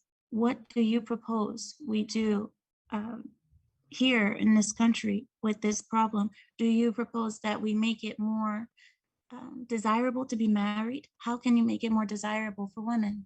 Well, make it more desirable. This is a country on freedoms. People have free will. You don't. I said it. You make the market open competition. Because then, effectively, the reason there's so many black men, uh, reason why we're where we are is because many black men are more race loyal to us than black women. If they don't want to be married, you cannot make them. So, but there are more females on this planet than men, and it's already being done. That's the crazy part. So, talking about it and bringing light to the issue is more than anything else, because if you look at Time magazine, they posted that article couple of weeks ago, talking about marriage is becoming an elite institution. This is getting into the mainstream now because no country can survive without the fundamental institution of a community, which is nuclear family. You cannot have a country. You cannot have a strong country of singles. So I don't think we're far off from a conversation getting into the large mainstream about how to make relationships, i.e., marriage, more suitable to the men, because the men are just responding to the unfavorable marital conditions in this country. They just happen to be far more extreme in our community. You have to decide them. You really want to choose it, just like we had this national. We can do whatever we want to if we decide to make it a priority. It just hasn't risen to the level of a national emergency. But in the black community, it's beyond national emergency. It's beyond national emergency. And we got to stop acting like it's not. Because bottom line, if you looked at the broadcast I had with that young 26-year-old woman, I would tell you, you are hearing at least half of our women in their prime marrying years more worried about their careers, entrepreneurialism, getting the bag, living their life, doing their thing in the middle of their prime years. They're not even thinking about really wanting to settle down till 30. You cannot have a culture if the women don't want to be wives and mothers. Appreciate it You though. have to make 27 old again. Well, you got to make 27. Well, actually, you don't have to do that. What you don't do is you don't change by arguing with them. You just change by the men starting to expand their horizons and letting the market sort itself out. So the black women who want to be competitive will find a way to make themselves competitive for the black men who want to have relationships. We have to stimulate the market. We cannot control human behavior. The market will correct itself. Right. Thank you so much, Kevin, for Bye-bye. your time. All right, It's nice to Fabio, talk. you're next. Yeah, we got to stimulate the market. Like I said, I want black women to win, but I want you to win by being an asset to a man, not by a man just having to settle down and say, "I'll take you," even though you don't want to act right. Go ahead, Fabio. Okay, you're not answering. You gotta unmute yourself. To the guys who have their hands raised, you have to unmute yourself. Hello. Hey, what's going on? Jason. All right, let me do. Jason, how are you? Hey, good brother. How are you doing this evening? What's your question? My question is, now that we are opening the market, how do African American men begin the dating process with women outside of their ethnicity that they're not used to dating? Well,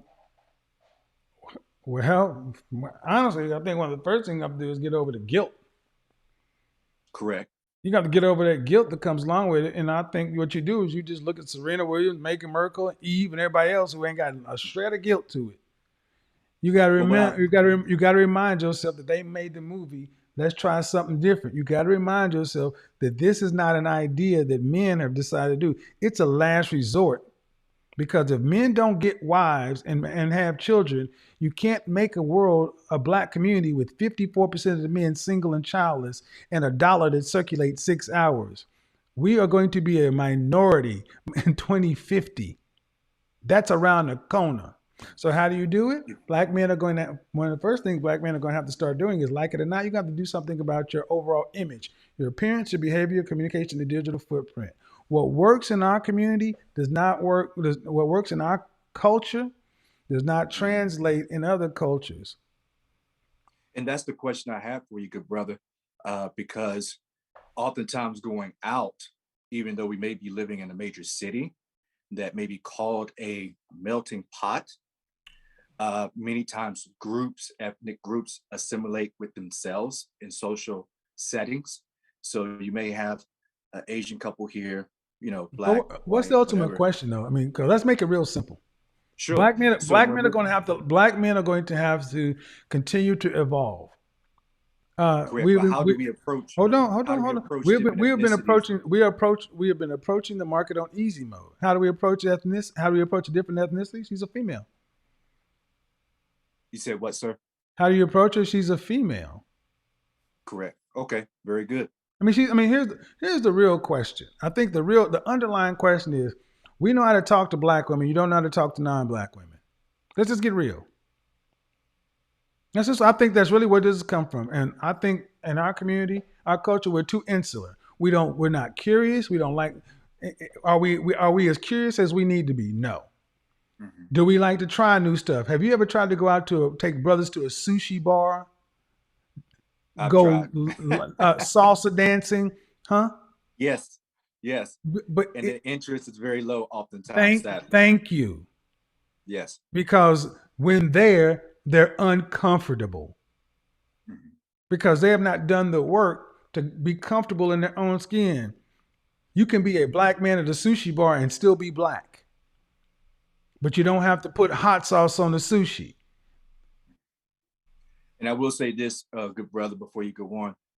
I'm in the mix, and I just wanted to let you know that the men in the mix are collaborating well, and that we are looking to build together, and we should be implementing additional, let's say, content to the black male media. All right, appreciate it. See, thank you, good brother. See, I'm telling you, everybody has their hand raised, and I'm going to lower all the hands. If you have a real issue, I'm going to do this. I'm lowering all hands.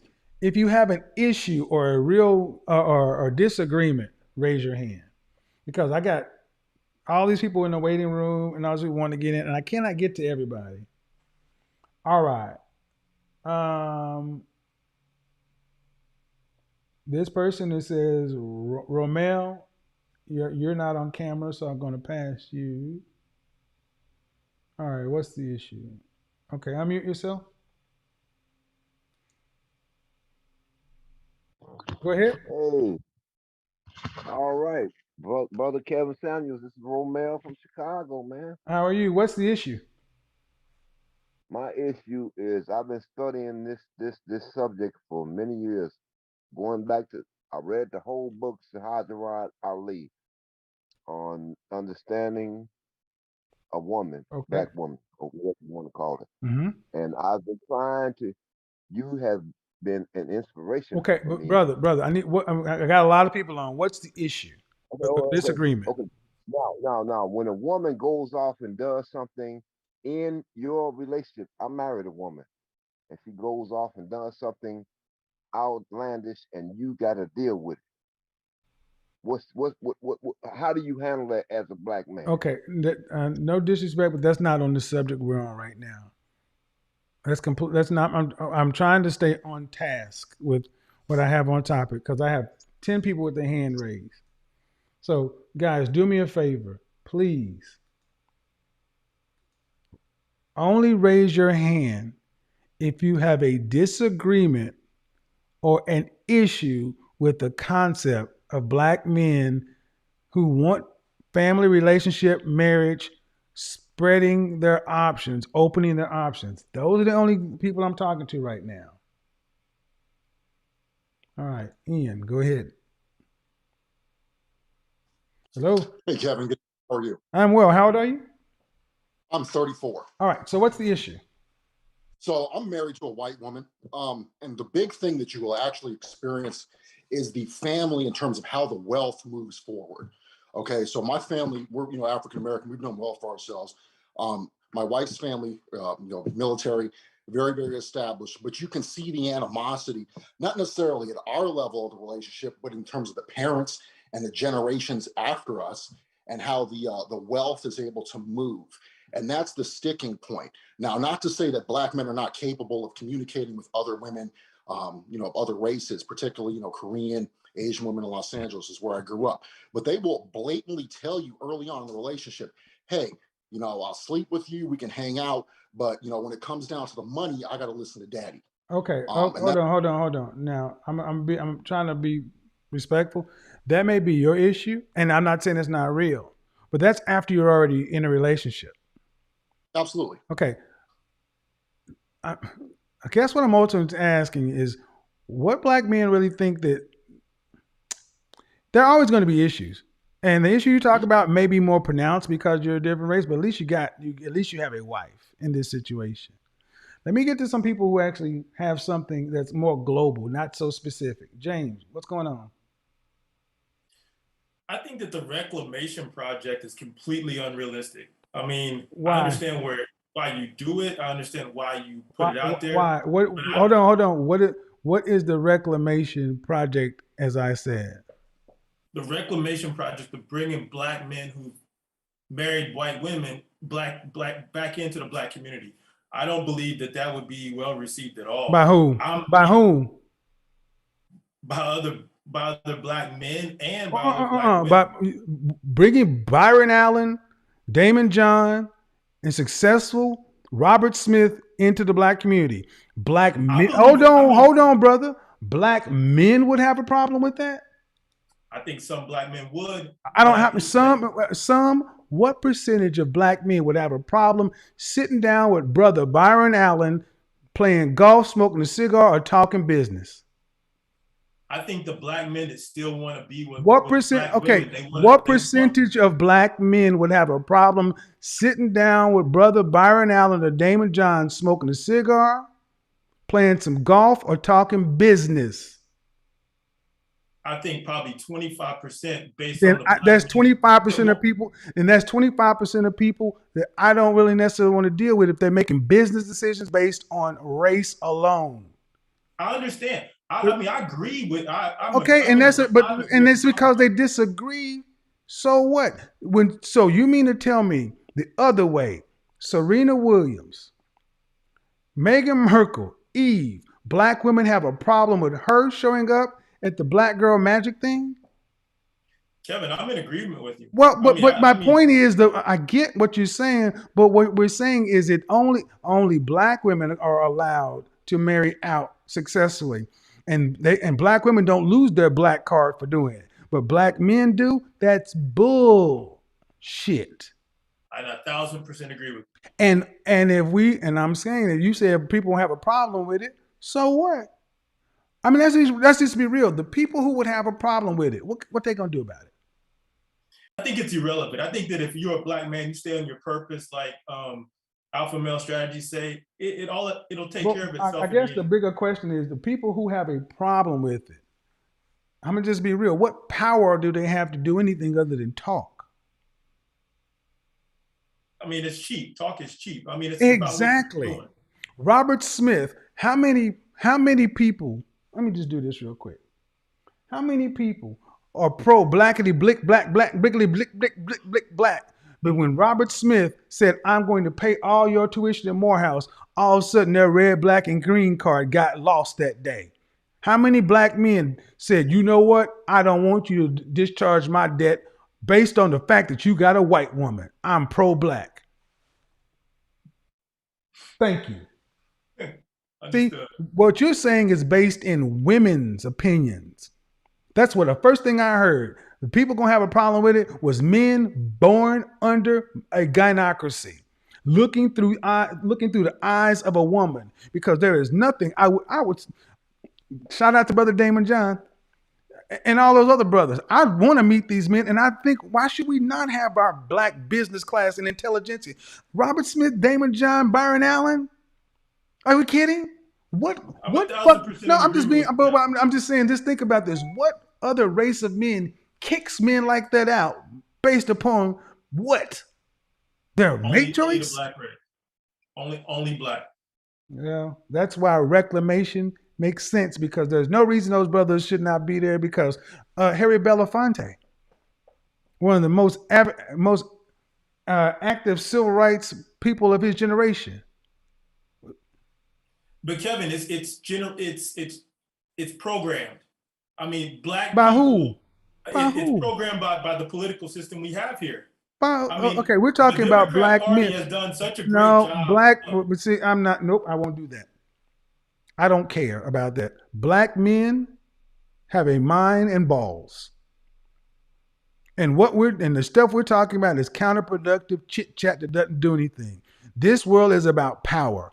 And if we are going to be a group of men to be taken seriously, we need all of our business class, our hands on deck to you go into a room. I would rather go into a room with Robert Smith, Byron Allen, and Damon John than somebody who's gonna sit back and worry about what their wife look like. Shit. Boy, please. I agree. I mean, it's good. I get what you're saying, but even to talk about it sounds crazy. Somebody's gonna have a problem with it. Fuck them. Hold on, I gotta get to somebody else too. I mean, but the reclamation. If black women can be married to a non-black man and not lose their black card, why should a black man lose it? Go ahead, Jeff. Go ahead, unmute yourself, Mr. Brown. Okay, I'm going to ask you to do it again. Okay, am I in? Can you hear me? Go ahead. How are you? I am well, sir. Real quickly, it is your time to tell the truth. Everybody been talking about what they said before. Not now. Your time is now to bring the black woman to the table, and you are right. The problem I have is how you can discuss power and discuss a community and so easily dismiss the forward movement of wealth. What that brother brought up made a lot of sense. When he died, the white folks get his money. That's the cart before the horse. We do that a lot in the black community. We worry about what can happen after this possibly. You ain't got no money no way. What the fuck are we talking about, man? Let's discuss what we're No. We're talking about single black men, unmarried. That man that was talking about was married, and there was some money to be dealing with. We talking about most people are middle class. They ain't got no money. They don't have no money. There's no generational wealth, and we don't even have families. Fair enough. So why are we worried about what could happen in that one-off situation once you have some stuff? Okay. Well, let's hope that having some stuff isn't a one-off situation. Well, the point of the matter is it is for most people. Okay, fair enough, Kev. Fair enough. What I believe about most people and about all of us, there are some horrible sisters who have been destroyed by the women who come before them. Okay, but what's the issue with black men expanding their options? The issue becomes here that if you're going to call them black men and if we're going to have a black community, I believe that, and you said it best, black women have to compete for you. They have to compete for you. But what needs to be in your mind is not what color the woman is. What's the issue? The issue is that once you bring this other person into your situation, if she is as you want, if she is as smart, what is the issue? The issue is where the money go when you die, bruh. You can't Dude, get around that. where's the money gonna go? Hold on. Where's the money gonna go when a single man dies? Where's the money gonna go? No. Don't do what a woman does. I'm not. Don't do what. Where is the money going to go when a single to the probate? Thank you. So hold on. If the money is going to go to the state, the probate, because you have no wife, it's going. What's the difference? It ain't going nowhere. Okay. Here's an issue that we're not going to have, Kevin. I sincerely do not believe, and I'm looking at all these brothers. We are the commodity. Okay, dude. I don't want. This is not a soapbox. This is not a soapbox. This is a place for the issue. And we're talking about. Hold on. You're talking about what happens if a black man chooses to be with a non-black woman, where the money goes after they die. I am more concerned with the black man having a choice. What choice did he not have, Kev? Right now, first off, do me a favor, first of all, please call me Kevin. Oh, I'm sorry, Kevin. I apologize. First of all, 54% of black men are single and childless. The majority of black men don't have a chance to have a legacy. We were 80% married. Our numbers as a community have been flat for the last 50 years. We've been stuck at 40 million people. A black man who wants to have a family has little to no chance when women are marrying at a rate of 1 out of 4.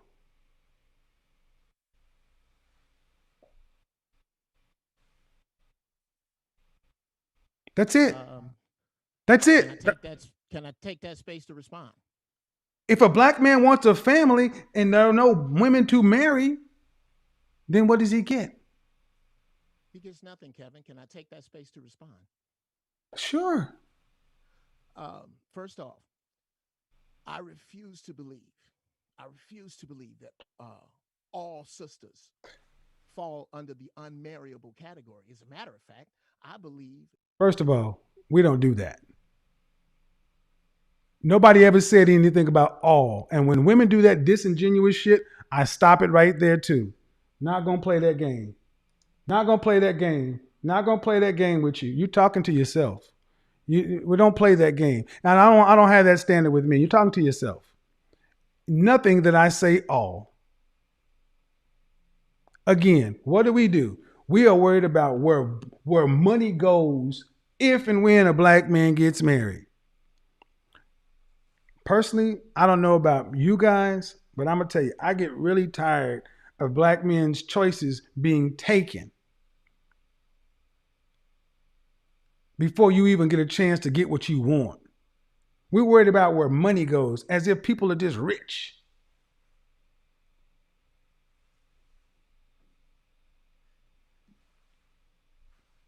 Oh, you decided to click off. You can go ahead and say what you're going to, but I didn't say all, man.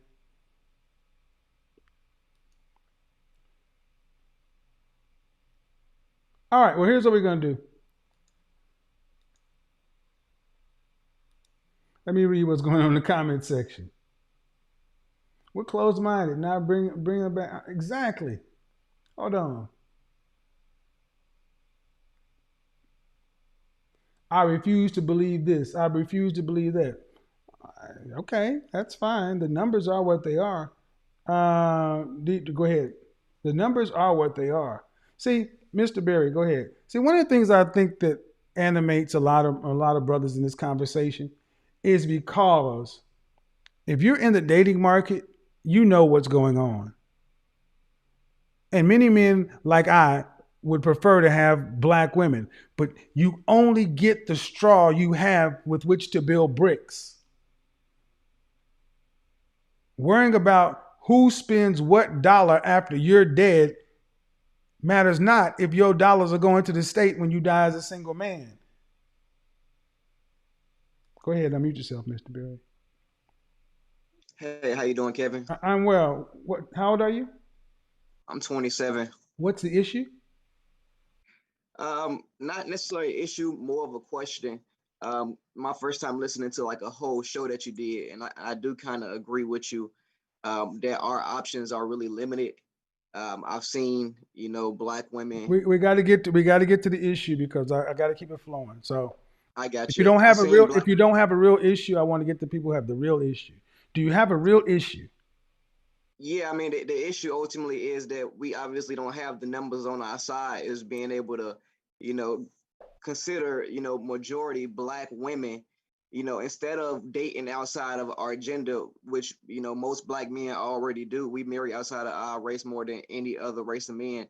How can we, get our women to consider us, as life partners? Because I feel like society has taken it away from us. You can't. It's a free country. You can't. Shout out to Obsidian. Black America, we're wrestling with freedom. Black women have made their choices. Like it or not, man. I just talked to Amira talking about what happened in the black community in the 60s when black male unemployment was high and black female welfare enrollment was high. When black men start getting jobs, black women continue to get on unemployment. They're not choosing you. They're not choosing black men to the levels that black men want them to. Y'all can hold on. We complain about the same thing. You complain about the men they're choosing and having babies with Pookie and Ray Ray and Nug Nug and overlooking educated lames. Why? Because you don't have any power over free people in the country. So we might as well accept the fact that we live in a capitalist country and do what the market dictates. Competition is the only thing that makes people really move in a free society. Won't that like destroy the black culture ultimately? Just like you dying with no children will do. See, again, think about what you're saying. You're more worried about the black community dying than your woman. She ain't worried about you. Won't that destroy the black community? Who's the transmitter of the culture? The woman and the mother. Is she a black women and mothers and wives at the same time today? No. Where's our culture at right now with our children? How many black men are transmitting their culture through black women as their wives? Not many. I'm just having the conversation that everybody else knows is happening. And it pisses black men off because like, oh, well, it's not like we're giving up on the black women. Yeah, kinda. It do sound like that. I don't think we should though. Hold on, partner. Who gave up on who? I mean, they gave up on us because who gave up on no. Who gave up on who? They gave up on us, but that's what they wanted them to do ultimately. No. See, and there you go, right there. That's the difference between me and guys who think like you. You make women victims and unaccountable for their actions. They chose. Maybe, just maybe, in the world that you don't want to exist, they just chose that there was no Illuminati or no secret government conspiracy to separate the black man from the black woman to make money, because it only weakens a country. When the white power structure went to employ black men who are apparently their mortal enemy, when the white power structure said we're going to give black men employment to lower black male employment, we're going to give money. They expected female welfare to drop, and it increased. Because their women don't respond to them the way our women respond to us. When my generation, when affirmative action kicked in, and black women were being given preferential treatment in jobs to the rate of 2 to, kind of double minority. You've heard that before, right? Mm-hmm. Were those black women marrying plumbers? No, they weren't. They were keeping the money for themselves and telling the plumbers, I can do bad all by myself. But then you got... So when every time they've been given something, do they go back to the black man and say, hey, brother, hey, lover, look at what we got from the white man and we can build? No, they keep it for themselves. They was rewarded for not dating black men. Like it was like. And whose choice is that? It was their choice to take it. So are black women sentient beings free to make their choices and accountable for their decisions? Absolutely. Then you can't keep pumping this white man and conspiracy shit. You got to deal with the fact on the ground, man. They chose. And they keep choosing. And how many times do I have to hear a black man who's a quote unquote educated lame have to complain about Pookie and Ray Ray when they will step over your fucking college educated course to get that thug dick? So don't get mad at them. So just accept the fact that that's what they do and stop getting mad and acting like, well, I got to sit here. So what's that at the end of the table? I'm just sit here and be loyal to them. And I'm saying be loyal to yourself. I cannot believe I am talking to a group of men who I'm having to tell, put yourself as a priority, black man. You are a priority. You matter. Your life matters. You matter. Every other group of men on this planet moves like they matter. We move like we are fucking utilities, beasts of burdens, and things to be used by other people. I reject that. We matter. I can respect it. Sorry. Jeff, I'll bring you back. I didn't mean to cut you. I didn't mean for you to get cut off. Man, look, I realize that I didn't come to this easily. I sit in this chair night after night. I'm out here all the time. And I'm thinking about men. And I counsel with men, talk to men who are good, solid men who want wives and families and cannot find a woman who is willing to even be nice and fit. Anyway. All right. But here we go. What's the disagreement with Mr. T? There you go. Hello. Hi, how you doing, Mr. Sanders? Well, what's the disagreement? Okay, I don't have a disagreement. It's more so it's an issue to address, and it's also a question, right? Okay, it has to be a disagreement though. Go ahead. Oh. Yeah, it has to be. Yeah, no, okay. I don't. Okay. So I did not come. Hold on. So if you have a disagreement, raise your hand. I want to make it very clear. My preference is black women. I want black women to do better for black men who want them. I want you to go back on. I challenge any one of you to go find a stream where black women are talking about opening, expanding their options, dating, where you have women calling in to argue the female host down and saying, no, we need to stay with our men. What you will hear more often than not is these dudes are three-back dusties and busters and crusties and they should be left and they mama, we shouldn't have no baby. Do you realize? I'm asking you to just to make yourself a priority like every other person, every other group does. When Serena married her husband, she made herself a priority. She went where she was celebrated, not tolerated, right? When Eve went from being the pit bull of rap to be so-and-so, she went where she was celebrated and tolerated, right? But see, what I hear too often is a group of men who are raised in a gynocracy to put mama up on a pedestal and to think of yourself as something less than. You matter.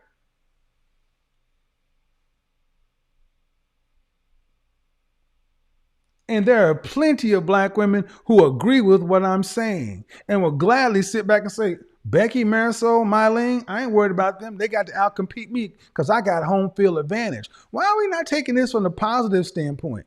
Why are we not taking this from this positive standpoint and saying Keisha ain't worried about competition because they plan on winning anyway? Why are we assuming that just because you decide to open your spread, open your horizons, that automatically means black women just lose? They only lose if they don't do anything. Again, raise your hand for the disagreement. So we don't have that much time.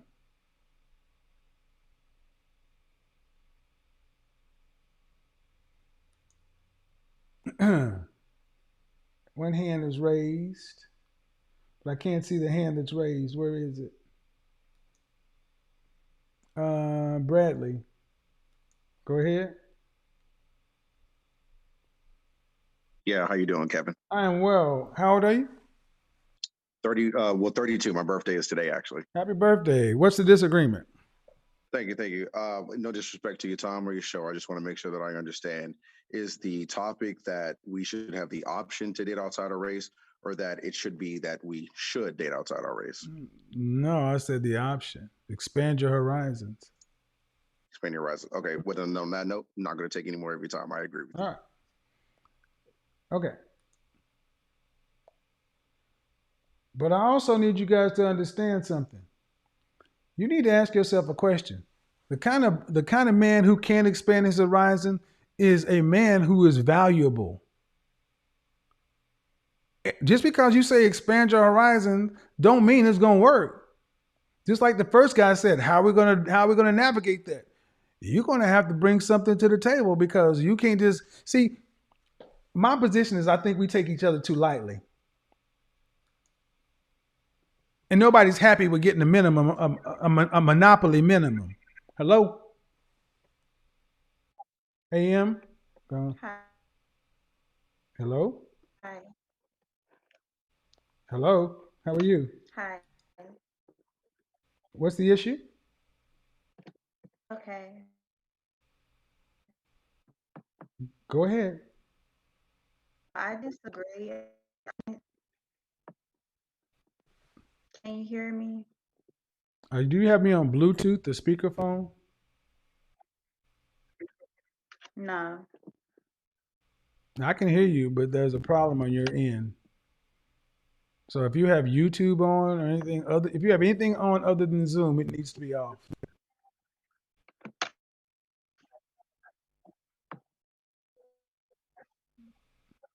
All right. I'm not on. I'm only on Zoom. All right. Well, there's a your audio is your screen is frozen too. So just a second. Just a second while I let these folks back in. Yeah. Disagree. I disagree. Black men should just stop dealing with this.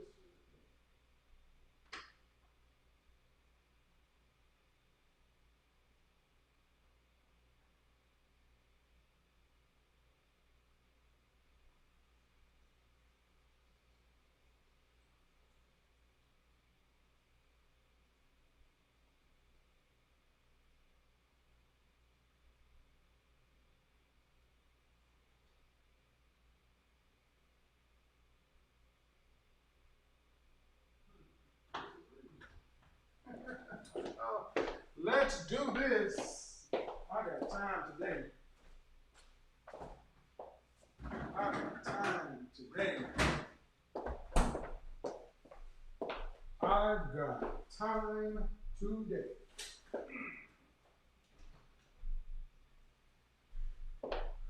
All right, we're back. Yeah, she. All right, so back to the gallery. If you have a disagreement and your hand is raised, let's go.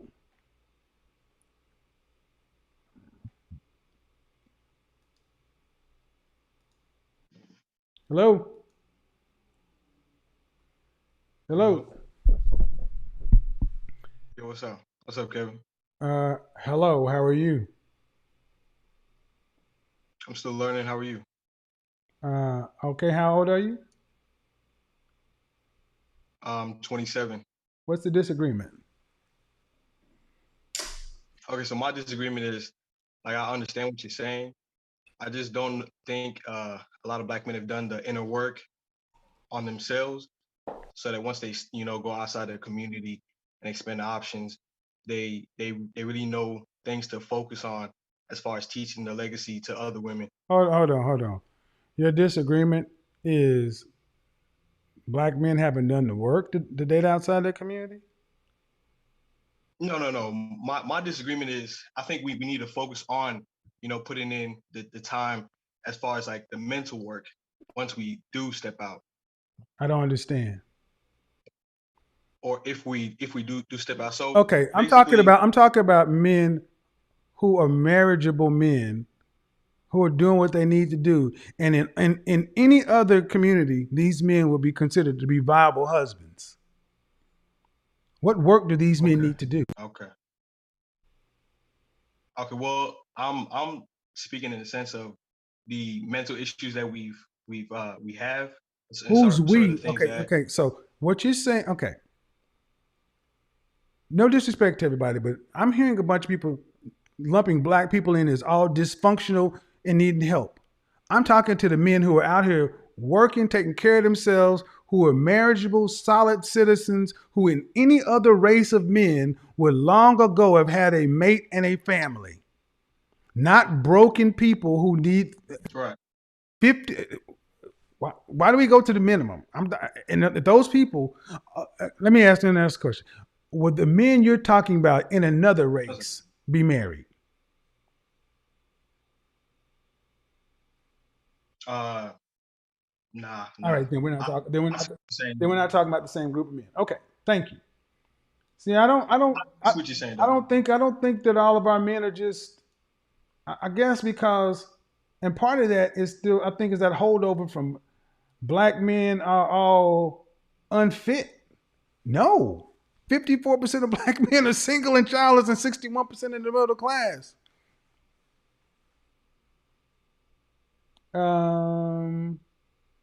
iPhone, you're next. Hello. Hello, how are you? I am well. How about yourself, bud? I'm good. What's the disagreement? A disagreement is dating outside the race. It seems as though at some point you have children, and if you have children, the mixed children is going to be still considered to be a black child. And I'm wondering, even on both sides, even if a black woman marries a white male, it's going to be Okay. the white man. The issue is what? What The race? issue is what, the issue is what race the kid will be? no, What? no, that's not the issue. The issue is being able to instill values. My issue is how can a white man teach a black child black values? First off, I'm That's the talking part. about men and women, not women and men. So that's not this channel. This doesn't. I'm not Okay, doing that. I don't go okay, both ways. I'm only doing from the men's side. okay. Well, how can a white woman teach a black daughter the values of being a black woman in the community? You know what I'm saying? Like Hold how? on. How can a single childless black man teach any child that he doesn't have anything? Indeed. Thank you. That's the problem we have right now. Y'all are worried about who's teaching what, who got the money, when black men can't find wives. Cart before the horse, people. Cart before the horse. Cart before the horse. This is all about who's black. What I get from most of us, we're worried about who's gonna be black, what the standard of black is, who decides what the black is. And right now, when you die, and that single black man over there dies, and all them black men die, and they die with no children and no wives, all that black is dead. Well, you know, this wasn't a matter of me speaking of just blackness. If we're speaking about raising a family, I want to have some type of family structure. What's going You on? can't have family with nothing. You got to have a wife. Exactly.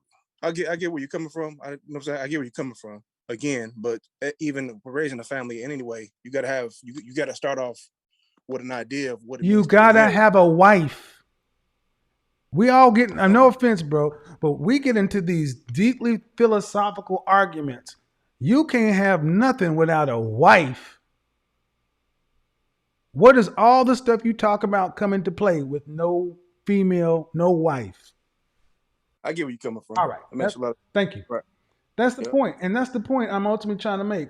Black men who want families, where are they going to go if our women aren't looking to be married? To the numbers of where black men want to be married. I didn't come at this thing just because I'm saying, hey, just date out and swirl. That's not it. But I'm willing to hear the argument. Go ahead, Joseph. Hello. How you doing, Mr. Sammy? I am well. How old are you? 26. What's the I'm turning 26 in November. What's the issue? So I guess my disagreement would be like we could all look at this at a biblical perspective, as you say. Okay? Do me a favor. I need you to get to the issue though, because y'all take a long time to get there. Just tell me what the issue is. The basically that the Israelites had to marry within the culture and everything so that they wouldn't strive from away from Everybody their in the black community is not Christian. That's true. These Israelite biblical arguments only work for people who are strictly living according to that. And before I hear any of that, you got to show me that you're living in strict adherence to the stuff that you're going to use to make an argument. I mean, we could. No, did you hear what I said? Did you hear what I said? Now I'm going to analyze. You got to show me. I got to know that you're living strictly to those tenets that you're going to make an argument with. Because honestly, bro, a lot of this shit is just barbershop bullshit talk as far as I'm concerned. I come from the Bible Belt where more people talk about the Bible who ain't living it. Come on, man. We got to do better than this. The Bible and the commandments. Most of the culture ain't even Christian. Damn sure not practicing.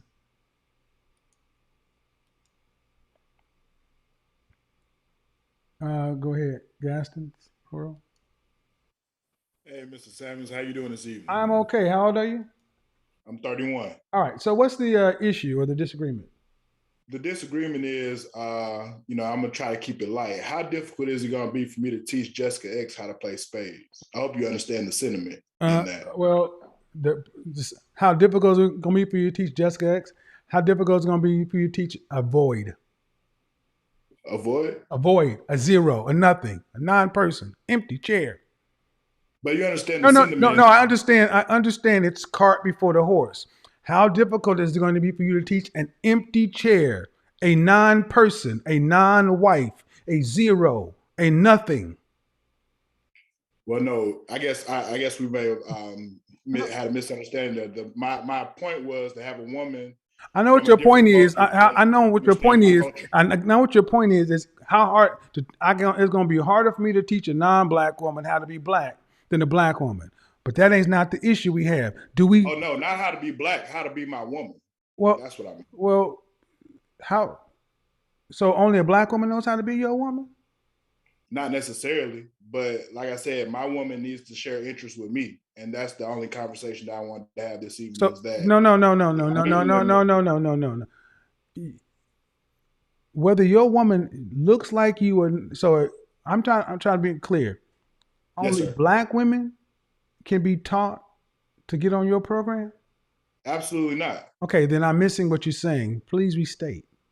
So the process of teaching women versus women who have grown up in this community, I'm just not ready to. I would not ready. Let me not say that. What does that conversation look like in the initial dating phase? I don't understand the question, man. Make it simple.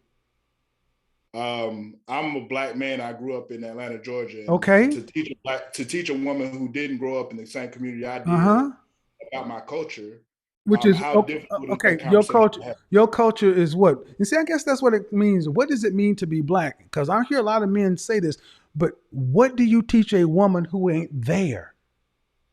See, it's not like you're talking about Jessica X or Becky and then Keisha, Marla, and Mika.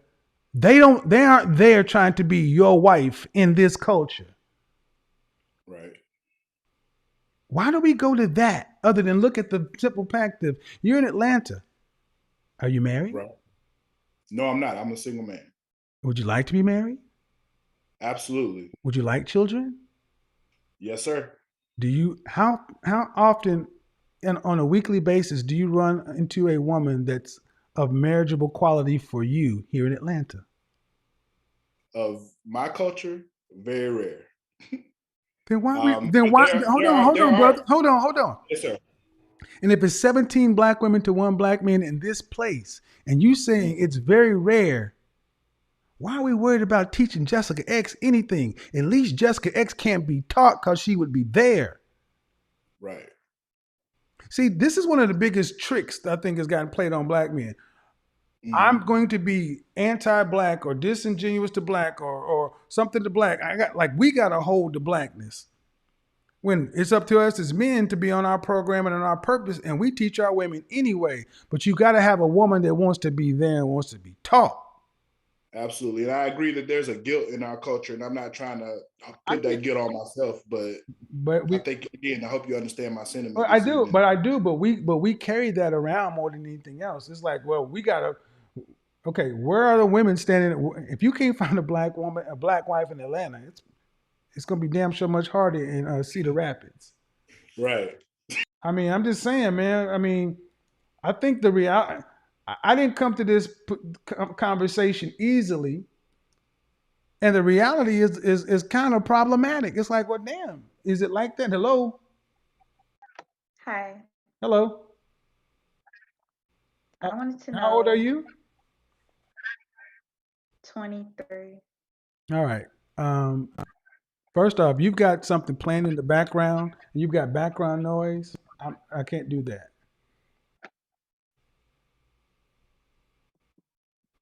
I don't have anything playing.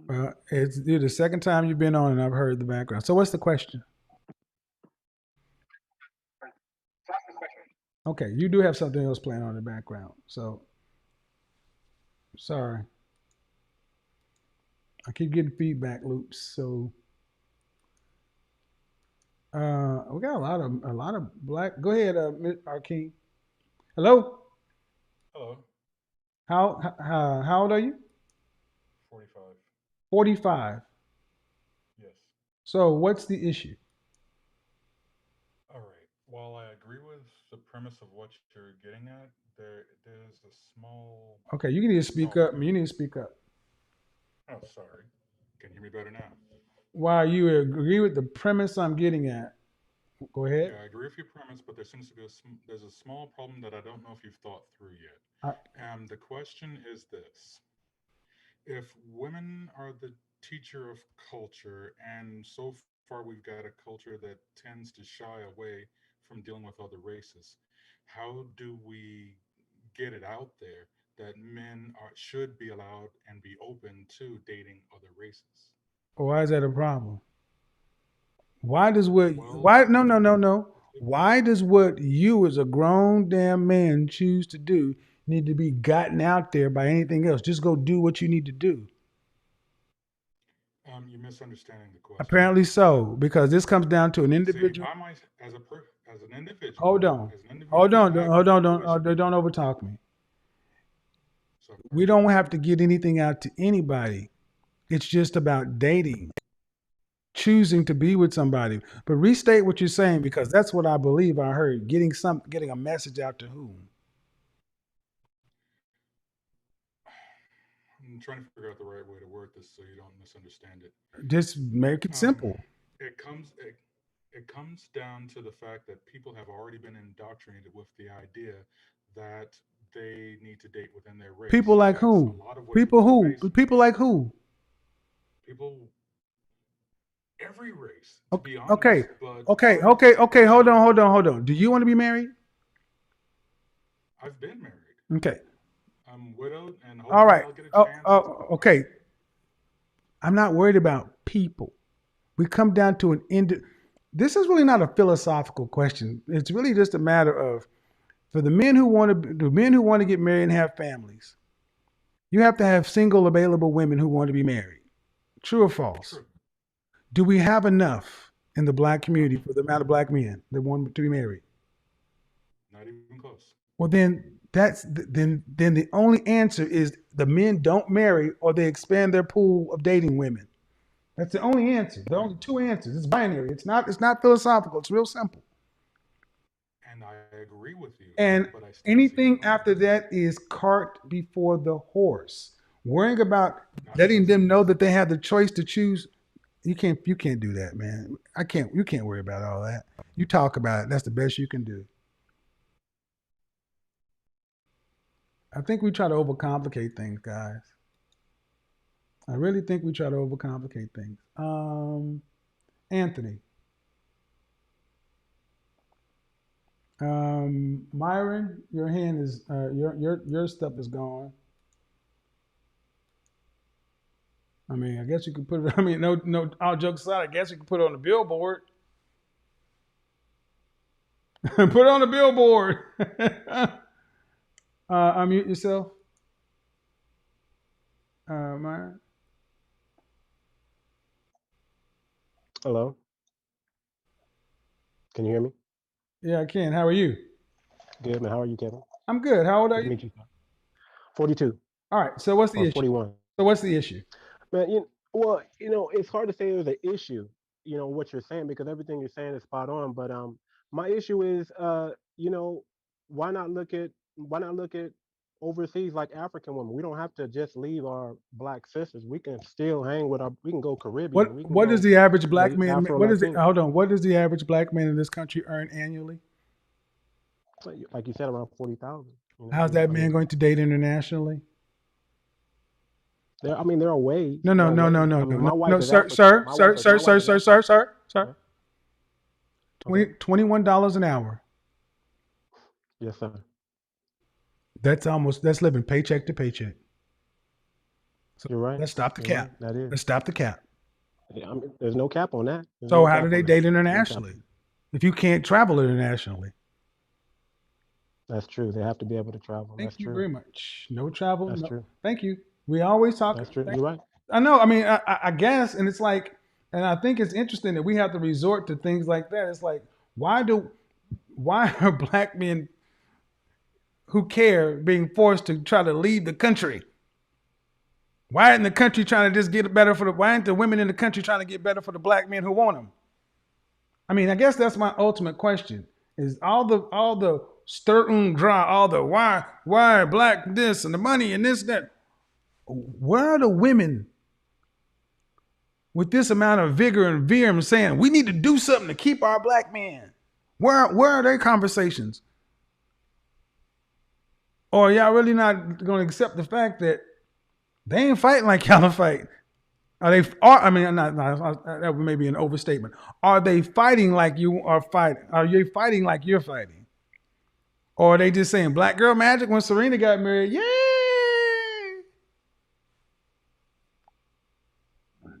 And again, I said it before and I say it again. Just because you expand your options don't mean you're going to be able to do it.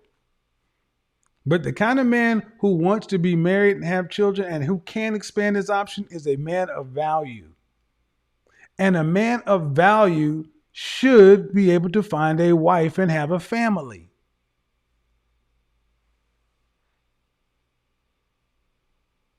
All right.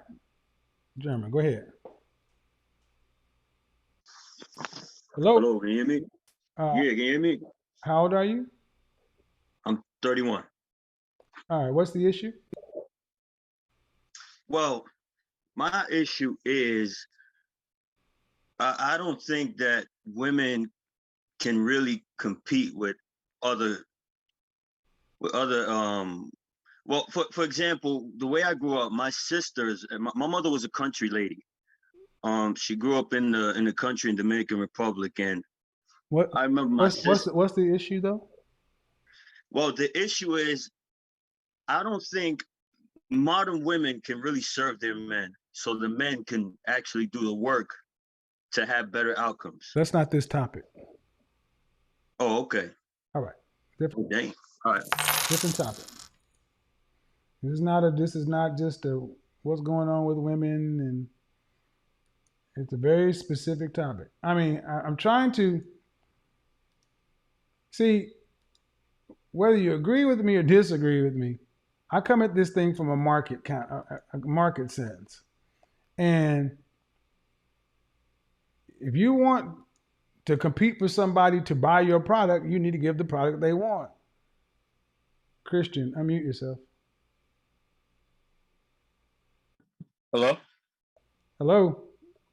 Hey, how are you doing this evening? I'm well. How old are you? 28. What's the issue? I agree with you, and economically I understand, but there's an emotional part to it where there has to be a drive and desire to really date out. And Hold on, are your fingernails painted? yeah, Why? seal. Seal? Seal. Seal, what does that mean? No, the same. Seal. Seal, the singer? Yeah. You painted your fingernails because of Seal. No, for my own interpretation, but I'm just asking. I just asked you why they were painted. You just said Seal, so I don't know what that means. well, I was shorthanding my explanation because I know you. Yeah. Well, I'm just asking. So there has to be an emotional component to want to do what? Well, to really date outside the race, and Do you want to be? Do you want to be? drive. Do you want to be married? Yeah, I was raised Baptist, Christian, Protestant. Mm-hmm. Yes. Do you want children? Yeah, that was the original desire. Do you want your son to paint his fingernails? If he so desires, but okay. I'm just asking, guy, because there's an emotional component. What's the emotional component you're talking about? Drive, desire. You know, the want to actually date outside the race, and you know, it's been instilled in us that if we do that, it's a thing. So I don't think men are going to want to do that. Black men in Well, particular. it doesn't matter what you want to do. If you want to get married and have children, and they're not women who look like you, who share your reflection, who want to marry you, what are your options? Yeah. No, what are they? I need to hear that. They outside the race or Uh-huh. they single. Uh-huh. Or make yourself make so much money that you can actually move, travel, and date internationally and find somebody outside of this country who shares your reflection. But that requires putting yourself in the top 10% of earners, which I think is an exceptionally heavy lift to ask for most men just to find a goddamn wife. It is. So, where are the women who are talking about this emotional component to stay with men that look like you so you don't have to become a millionaire to find a wife? They aren't. They're exercising their options. Even when I was But they in don't feel community guilty about college. it either. And that darn sure not sitting around all the emotional shit. Yeah. All right.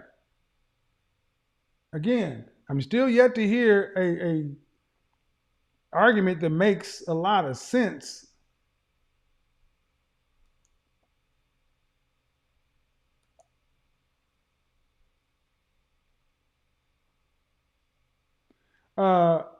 KS Superfan, but that was a bit disingenuous rebuttal by Kevin. He acts like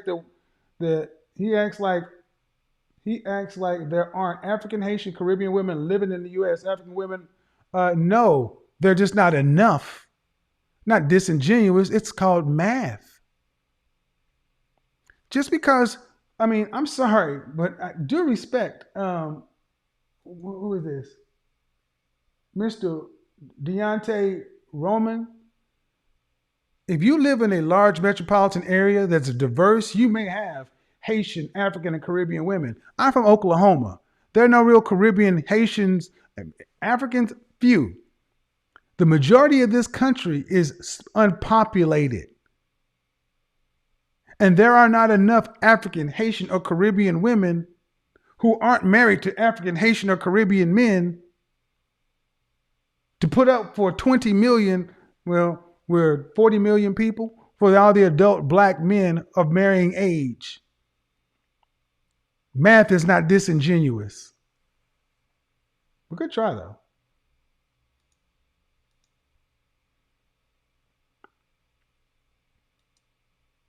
Trying to make, I know black women are here. I know there are Haitian women here. Not enough.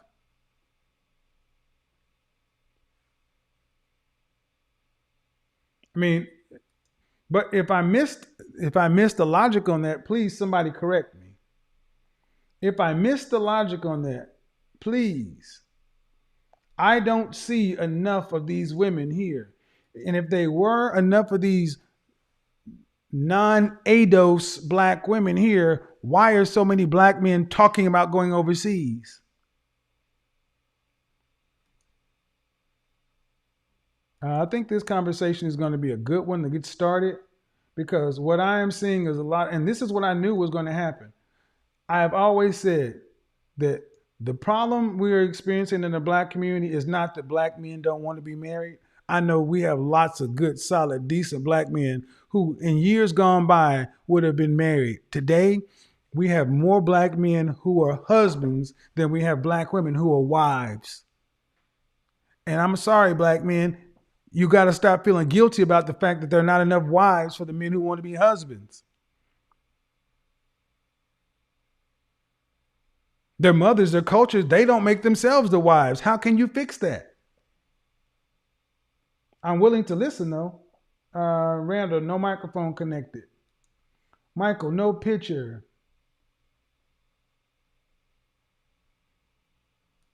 Go ahead. I'll take a few more and I got to go. Hello? How you doing, Kevin? I am well. How old are you? I am 35. Okay, so what's the issue? My issue is, I feel like as a man, we're supposed to want the best for ourselves. I don't understand why so many callers are giving all these non-reasons and putting up so much Okay, you resistance don't to have an doing the issue right with thing for themselves. you don't have an issue with what I'm saying though. No, Okay. I agree with you. Okay, good. Okay, appreciate it. I want to get to the people who have an issue with what I'm saying. I'll answer that question though. In general, my personal belief, I have nothing to substantiate this on, but as boys who were raised in a gynocracy, no men in the household. Think about it. 80% of the children born in this country, in the black community, are born to single mothers. The first teachers of black men are your mothers, your sisters, your cousins, your aunties, your nephew, your niece, them. Then you go to daycare. Those are women. When's the last time you saw a male kindergarten teacher? Especially a black male kindergarten teacher.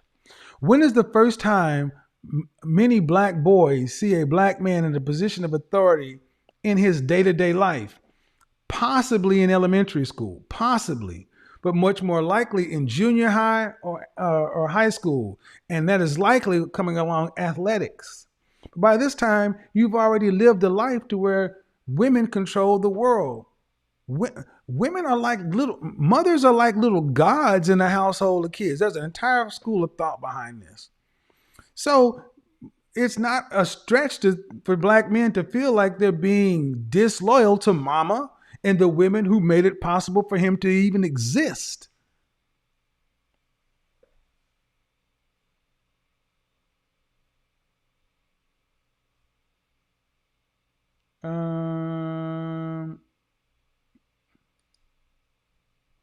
What's the disagreement, though? Hello? Hey, can you hear me? Yeah. How old are you? I am 35. Okay. So, What's the disagreement? right. So my disagreement with you is, as a whole, I don't agree. I don't think that black men should be looking to date out. That is the disagreement that I have with you, and I can explain why if you would like. No, I didn't say they should be anything. Where did I say they should be? I guess in terms of expanding your options, right? Because that's the whole notion. In terms of expanding their options, if a black man is of marriage material, are there enough black women in this country for them? Yes. Really? Please yes. substantiate that by the numbers. Right. Please substantiate that by the numbers. So there is a very large pool of single black women childless who would prefer to childless have black husbands. Childless. It's a split. No. No other group of men have to go to baby mamas to stay race loyal. Nope.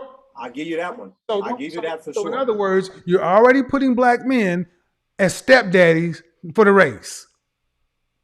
No, I'm not saying that they would need to. No, you said that there's a split. Okay, no. For a black man who's a marriage-minded, marriageable, you said there's enough women. If there's enough women, we wouldn't have to split shit. We wouldn't have to age gap. We wouldn't have to go to baby mamas. We should have enough. Do we have enough single, childless, fit, cooperative women who are wives? I believe. Please substantiate that by the numbers. Again, we're talking about men who can fit, childless, cooperative. What percentage of black women? What percentage of women in this black women in this country are classified as overweight? I think it's somewhere between, by definition, about 70%. 70, 80%. So that means you're already dealing with 20 to 30% if you want women who are a healthy weight. Right. That means, no, sir. We're going to do this by numbers. So, sir, you're looking at men who have to take from 100% of adult women, already got to chop it down to 20 to 30% just on fitness alone. Right there, sir, shows you there are not enough women. If fitness for being a wife is a criteria, it's already over. Can you at least Okay, admit, but is what it? Can we at person? least admit that? Can we at least admit that? Yeah, no. Okay, so in order to so in order to accept the number you want to put forward, we must accept all women, regardless of fitness level. Is that what you're trying to say? What I'm saying is that we start this conversation talking about In order to get to marriage-minded, able-bodied men. in order to get to the number of women you say there are out there for the kind of men I'm talking about, we must accept all women, regardless of fitness level. But does that mean that all Are we? men, regardless No, of merit level, that is what are women do. That's that whataboutism. You're losing if you can't. I'm sorry. Are you saying in order to get to the number of in order to get to the number of viable, marriageable women, we must accept all of them regardless of fitness level? That's either a yes or a no. It has nothing to do with what the men are. It's a yes or a no. For me, no. It's not for you. You're not. No, it's not for just you. See, it's not for just you. You said there are plenty of women, and are you saying in order to get to the plenty of women, we must accept all women regardless of fitness level? Men got to get in where they fit in. Exactly right. Thank you, black men. That's what I want you to understand. Automatically off the rip, you're supposed to accept less. You're supposed to make a fitness somebody else's child. No, I'm gonna try to get you to do it again. I said for the black men out here who are marriageable, marriage-minded, and desiring marriage, are there enough black women to be wives? You said there are, and I said, okay, yes. All right. Please substantiate that by the numbers.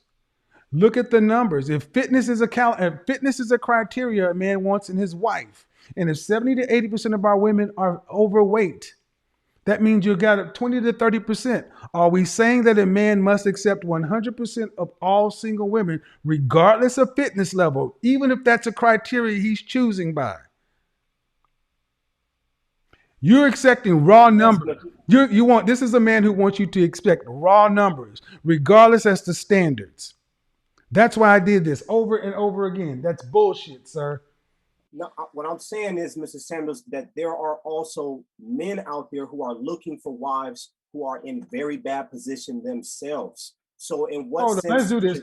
So you are going to some myopic, minuscule point to not be proven wrong. You want to go to the guy? No, I want you to be clear. To make your argument, you're saying there are guys out there who want women in bad positions. Is that really what we're going to do? No, sir. Is that what we're going to do? Is that how we're going to have this conversation based in tangentials and scatter points? Is that what we're going to do? No, that's not the way I'm taking this conversation. Okay. Are there for the black men who want to be married and want to be fathers and have a family, who have jobs, who are fully employed, who are solid middle class citizens, are there enough wives, marriageable women fit to be wives? Not just female. I believe the answer is yes. Okay. Now, if you put, and just on a raw number, but if we factor in anything, fitness, children, how does that impact the number that you say is yes? The number shrinks. So if we just use fitness because it's the one thing that we can prove.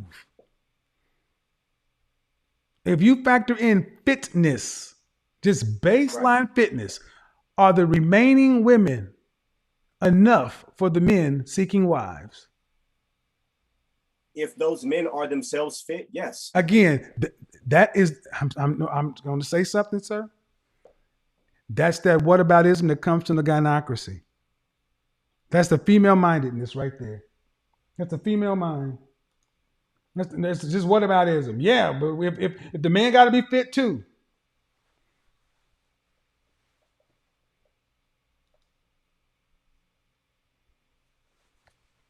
You can't make this shit up. You can't make this shit up. And I want you to understand that that's exactly what I was talking about. How when we are as men raised under women, we will twist ourselves into knots to not go against mama. We will twist ourselves into knots to where even our logic, that one thing that holds us as men, we will go against our logic to stay loyal to mama.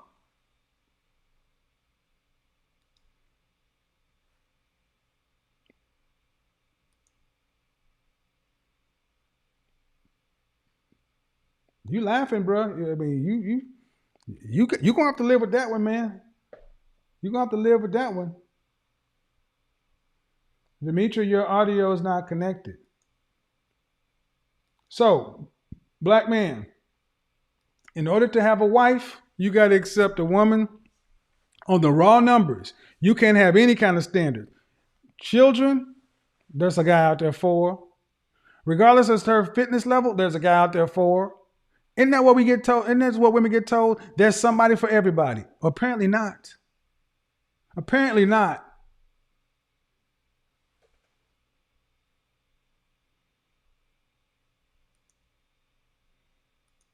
Go ahead, Randall.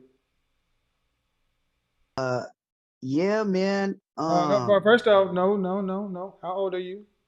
I'm 30. I just turned 32 last Monday. Uh-huh. And what's your disagreement? Well, to be honest with you, how you did that right there, I didn't have a disagreement with you right there. But as far as going outside of our race, I don't feel as though race should play a factor in who treats you right and who's gonna do what it is that you need them to do and hold you down. So what's that have to do with the argument? But in my opinion, hold on. What's the disagreement? My disagreement is my parents have been married 30 years. What's your disagreement? So my disagreement with you, the question, I couldn't hear the question because I was waiting to get on. The disagreement is the same thing that's been on for the last 4 hours. Black men who are marriage-minded and seeking to be married, should they expand their options to other marriageable women? In my opinion, if we're talking race, right? Yes. We're talking different races. Yes. In my opinion, if someone is willing, okay, you don't seem like you have a disagreement. I do have a disagreement. Please get to it. Because I feel as though you're saying black women aren't marriageable. That's not what I said. No, I'm. No, hold on, dude. Hold on. I'm feeling that way. No. Well, I don't care what you feel. We're grown goddamn men. We grown men. But you land. Okay, first off, check that shit, homie. Because I'm just being very nice. Okay. Of the men who want to be married in this country, first off, do you want to be married? Yes, I do. All right. And if we have 54% of black men who are single and childless, 61% in the middle class. Right. If you look at the gross number of black men who are marriageable, wanting to be married, do we have enough marriageable, wanting to be married women, black women, for those men? For those men. If we just going off the hood, nah. If we then you just defeated your own argument. Enough. You just defeated your own argument. Dude, that's a fatality. You just defeated your own argument. I don't care if it's the hood or whatever. You just defeated your own argument. The men who want to be married, are there enough women? No. Then what do you do? Y'all making some emotional arguments, man. I don't really understand. I mean, I get it. It's like you think your blackness is being challenged. I can't do that. If I do that, I'm not black. Then don't do it. But you better go find and compete for that one, for the few remaining women that fit to your category. I've said it before, Miss Williams, your audio is not connected. Your audio is not connected. Demetra, you cannot get on because your audio is not connected. Boy, howdy. I'm only going to do a few more of these because ultimately, no offense, I'm just getting a bunch of hurt feelings. And people, I mean, I I really want to hear something that's based in some sort of, you know. Go ahead. Hello. Hello? How Can you are hear you? me? Yeah. What is your name? I mean, how old are you? 39. All right. So what's the disagreement? So what makes you think black men are not, I mean, like marriageable black men are not expanding No, the no, no. race? That's not my. That's you don't. That's not a disagreement. I Well, said, what your no, no, no, no, no, no, no, no, sir, please. I've been here all night. I'm just trying to get. What is your disagreement? Please don't come on and ask me a question that's leading. Just what's your disagreement? okay, so my disagreement is that you're saying that black men should expand, and I'm saying is, like through my eyes, I see that they are expanding. So what's your I, disagreement? So what's your disagreement? my disagreement is that you think that they're not I expanding. didn't. No, I didn't say that. Okay, well, Listening is fundamental. God damn. That's not what I said. No offense, but Jesus. I think sometimes we just like to be contrarians. Nowhere in the hell did I say that. All night I've been saying, if men want to find wives, we need enough wives. Do we have enough wives? How about this? For everybody who has a disagreement, do we have enough? For everybody who has a disagreement, do we have enough black wives?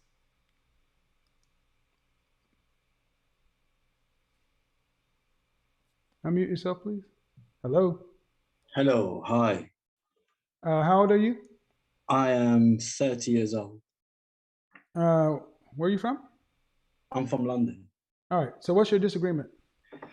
My disagreement is that I feel, I mean, I have a question for you first before I tell you my No, disagreement. no, no, no. Just please get to the disagreement, please. All right.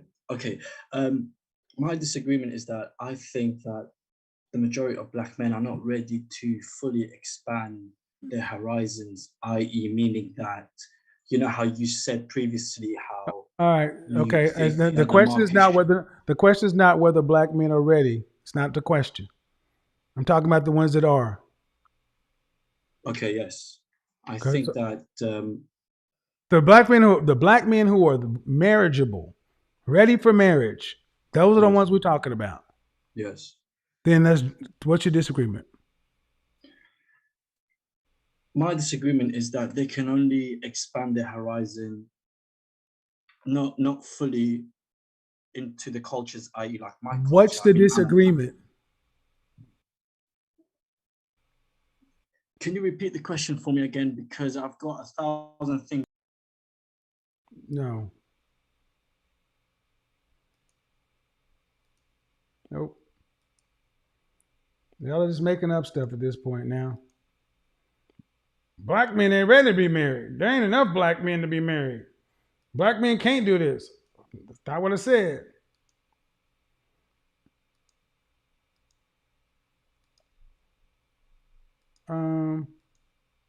Jesus Christ. I guess I think a lot more of a lot of black men than some folks, but that's okay. All right. Miss Williams, I'm going to have to go ahead and get you gone because you're not adding your microphone. You're not paying attention. All right. So,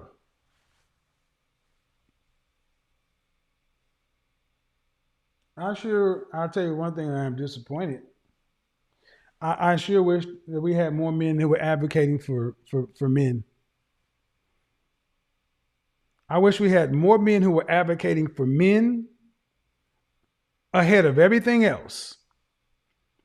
You got men advocating for the race over the men when the women in question, are they doing the same? Are they advocating and are they showing that they're doing that? It's not what they say. Are they showing that they're advocating for the race over the men, for the race over themselves by giving the men of the race wives? That's what women tell men of a group they think about you by the way they look and the way they act. So there are plenty of women who will say, I'm advocating for black men to stay with black women and black family and black love. But are you ready to be a black wife? Oh, I'm too young. I got to go get my job, my career, my bag. So it means it's for somebody else. Only raise your hand if you have a disagreement. I got 3 more people, and I'm going. Oh my goodness.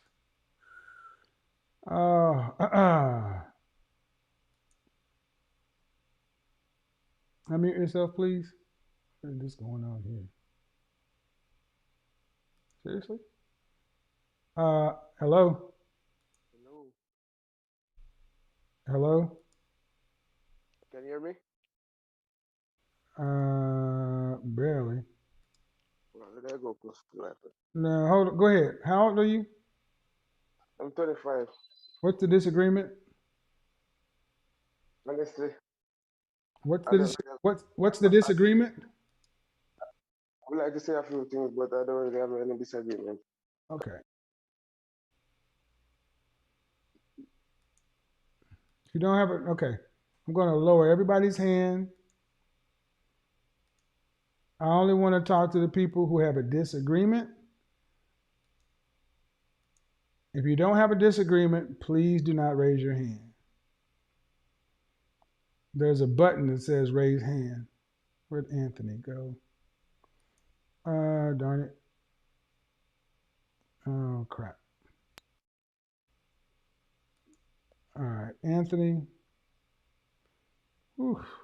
Yeah, all y'all not going to get in. Hello, go ahead, Anthony. Hello? Hey, can you hear me? Just, Hello? just barely. Okay, I'm How on old are an you? iPhone. I don't have a disagreement. I'm 31, so I didn't raise my hand for that. Oh, okay. Well, if it's not a disagreement, you got to move on.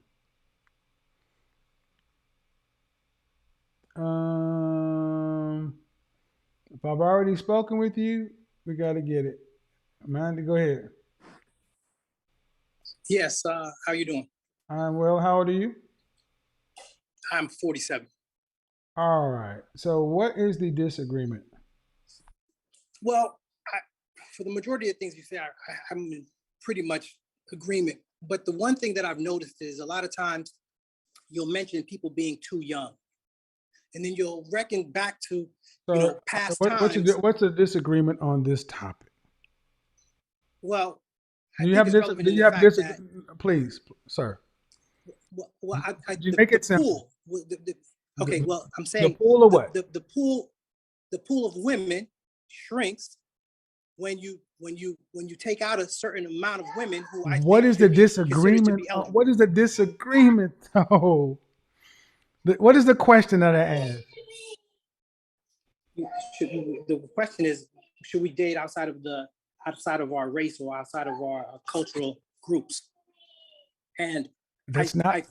I think it's a. Go ahead. That's not the question. I said Okay, well, black I men must who have.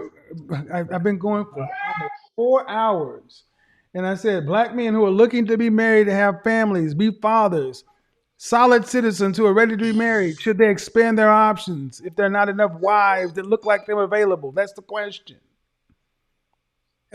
Okay, yeah. So expand meaning outside of our cultural, Yes. outside of Are our there? ethnic or cultural Yes. groups. That's what I'm Yes. saying. And I'm saying preferably no. Though you might Preferably choose no. to, but I'm saying preferably no. Okay, but if they preferably no, are there? Okay. Because if we Hold don't, on. Hold on. we Hold don't on. Hold support on. our Hold women, who on. does? You can't overtalk me.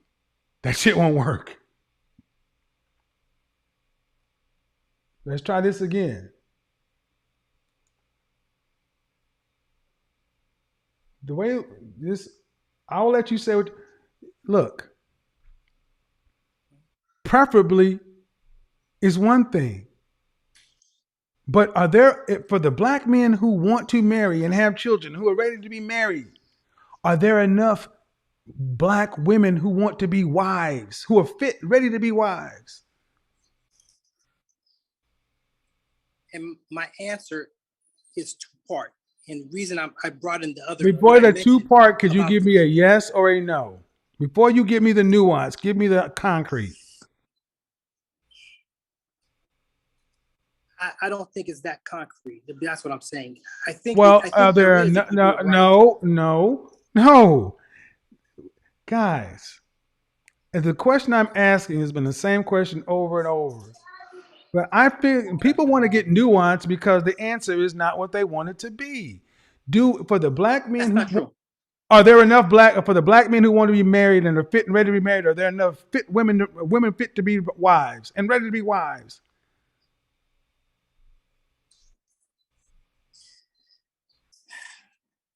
Thank you. This is the same shit.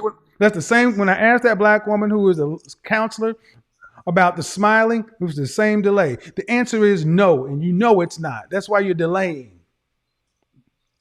I don't want to lie is what the problem is. It's not. It's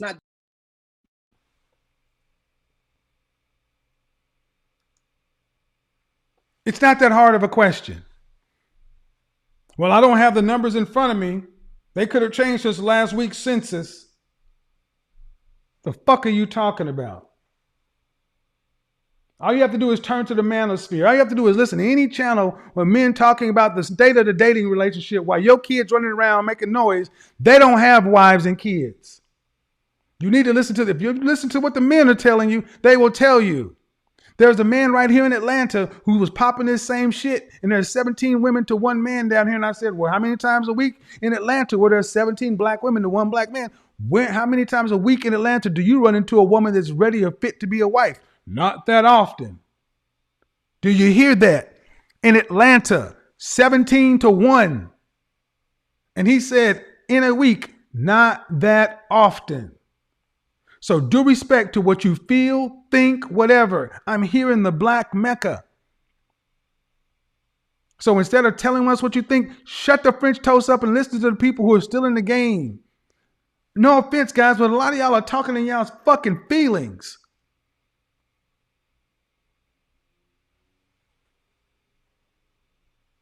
And it's what bothers me is men are supposed to advocate for the best outcome for men.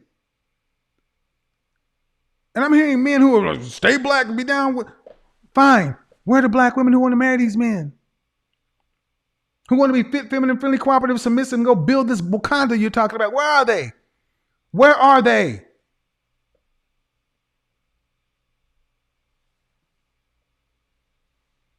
But I got to be an asshole because I'm the one that just asked the question. Cool, I'll be the asshole.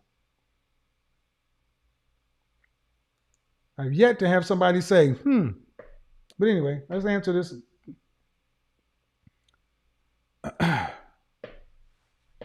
Go ahead.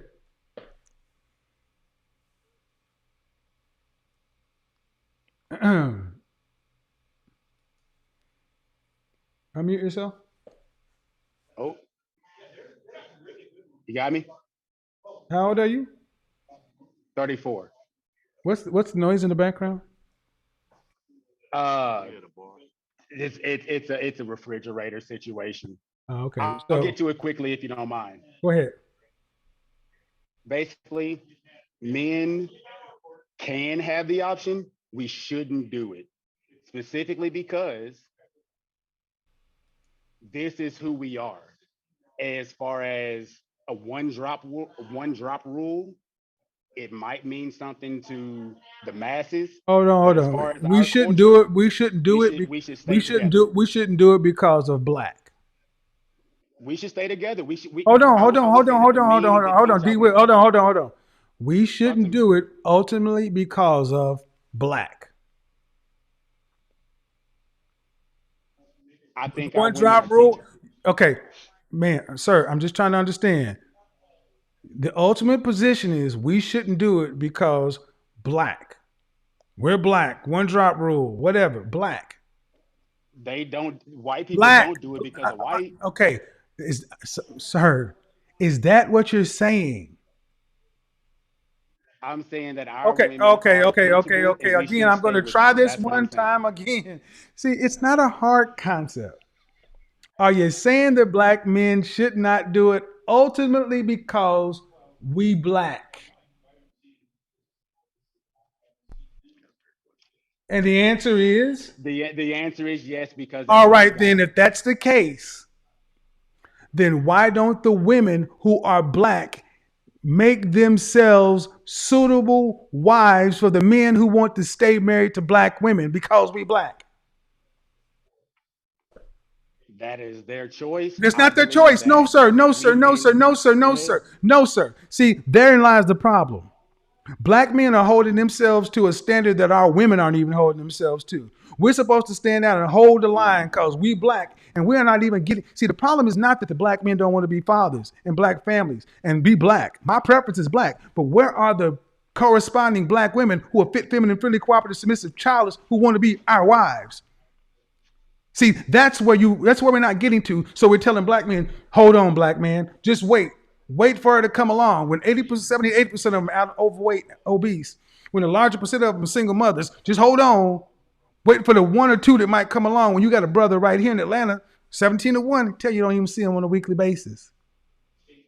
So ultimately, what is black going to do for that man if he doesn't have a black wife to make a black family when he dies single and childless? What happened to the black then? I mean, that's it, man.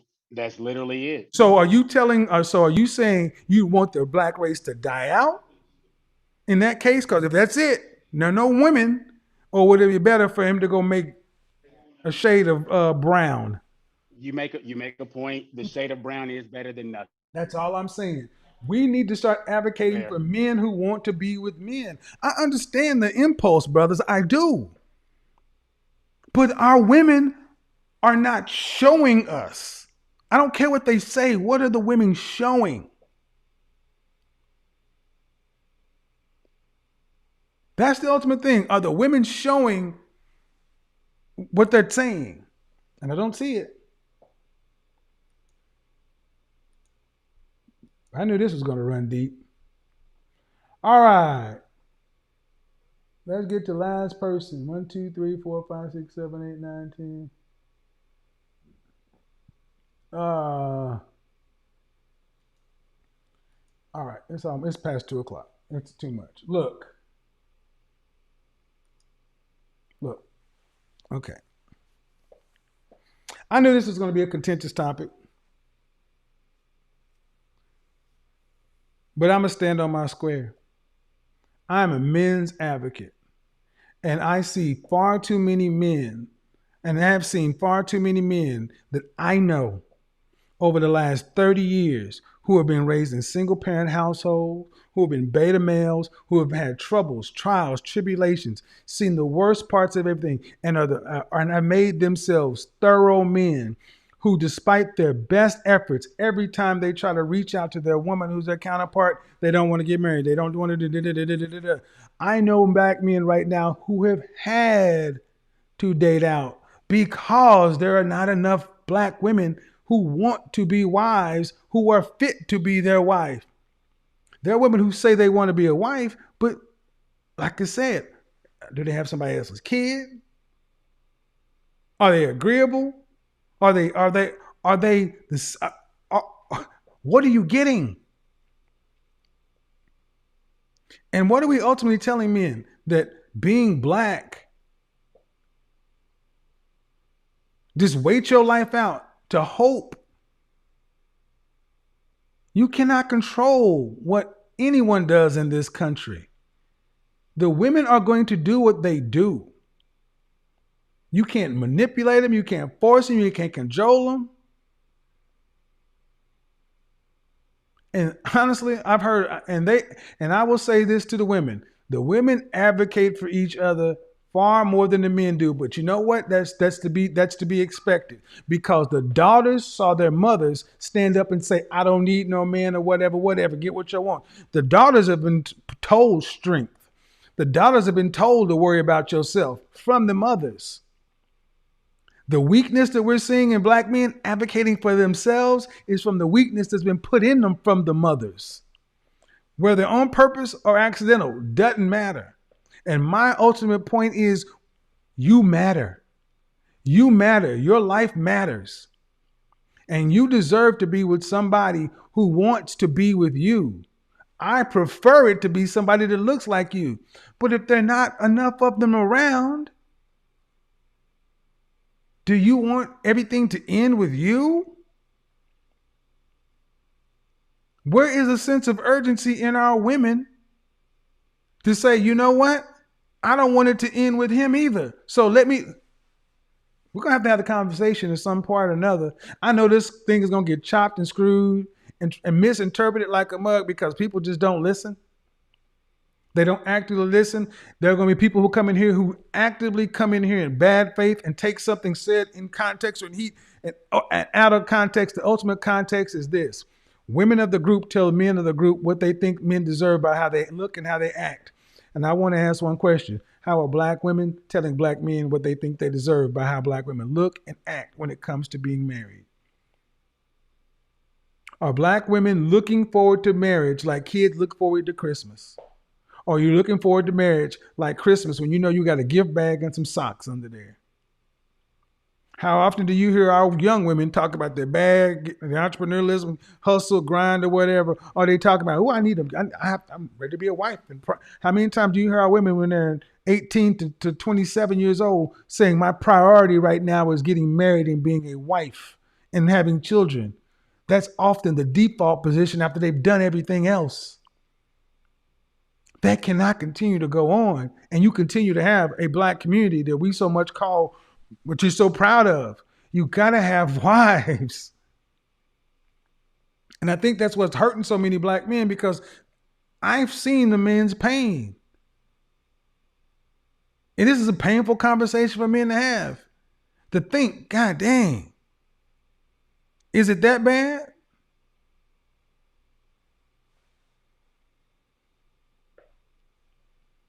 If you were telling black men where to go to find black wives right now, what city would you tell them to go to? Where would you tell them to go to find them? What would you tell black men who are thorough men, ready to get it done? Where would you tell them to go to find single, childless, fit, feminine, friendly, cooperative, submissive women ready to be their wives? Where would you tell them to go? Please write it down in the comment section. Again, like it or not, competition is best for the market, especially in a free economy. This is a free country. You're not going to legislate it. You're not going to change it. It's not a conspiracy by the Illuminati or the white man or the government to destroy the black family. I know all these things, and there may be some grains of truth in a lot of these things, but a lot of this stuff was a surprise to even the people. Go read the Monahan report. They were surprised that this happened. They were surprised that as the black male unemployment dropped, the black female welfare rose. You go ask people back in the 90s, they were surprised that when black women were granted double minority status, that black women weren't marrying black men in the factories and going on and building generational wealth. Instead, those women were keeping the money for themselves and waving their finger at black men, talk about, you work for UPS, you ain't on my level, you need a degree. Every other group of women, when they get something, they go take it and share it with their group of men. And sadly, the story seems to be that when our women get something, they keep it to themselves and tell the men, you ain't nothing. Look at what I got. So whether you like it or not, Kanye and Kim are divorced or not, people were shocked. When Kanye was down bad, Kim came and gave him, what, $58 million? You got a popular, April Mason said, I left because when I just ask a woman to do something for a man, she act like I'm asking her, what's he going to do for me? We got to address the fact that why even women are leaving dealing with women.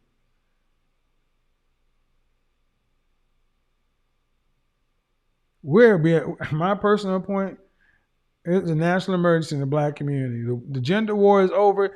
Now the gender war is over, it's time to really start talking about, well, what's going on? But I'm going to say it for one more time. I am an advocate for the men, and I want you men to have a better life. I want you to experience what life is with joy, happiness, somebody who respects you, who wants what's best for you, who wants to bring feminine, beautiful, inspirational to your life, who wants to bring peace, who wants to bring tranquility to your life, who wants to bring peace of mind, who wants to bring legacy, who wants to be something in your life, who's not just expecting you to do and make them, somebody who actually makes you feel something that you've only heard was possible. And unfortunately, because so many boys did not get told that they matter, it's hard for men to imagine they matter. But I'm telling you, we matter. You matter. And if you want to matter to them, you must first matter to you. And when you start mattering to you, you won't be mad at them. You don't got to be angry at them. I don't want you to be mad or angry or anything. I just want you to put yourself where you belong first. And let the world sort everything else out. Put yourself first, your purpose second, and the world will take care of itself. You deserve this.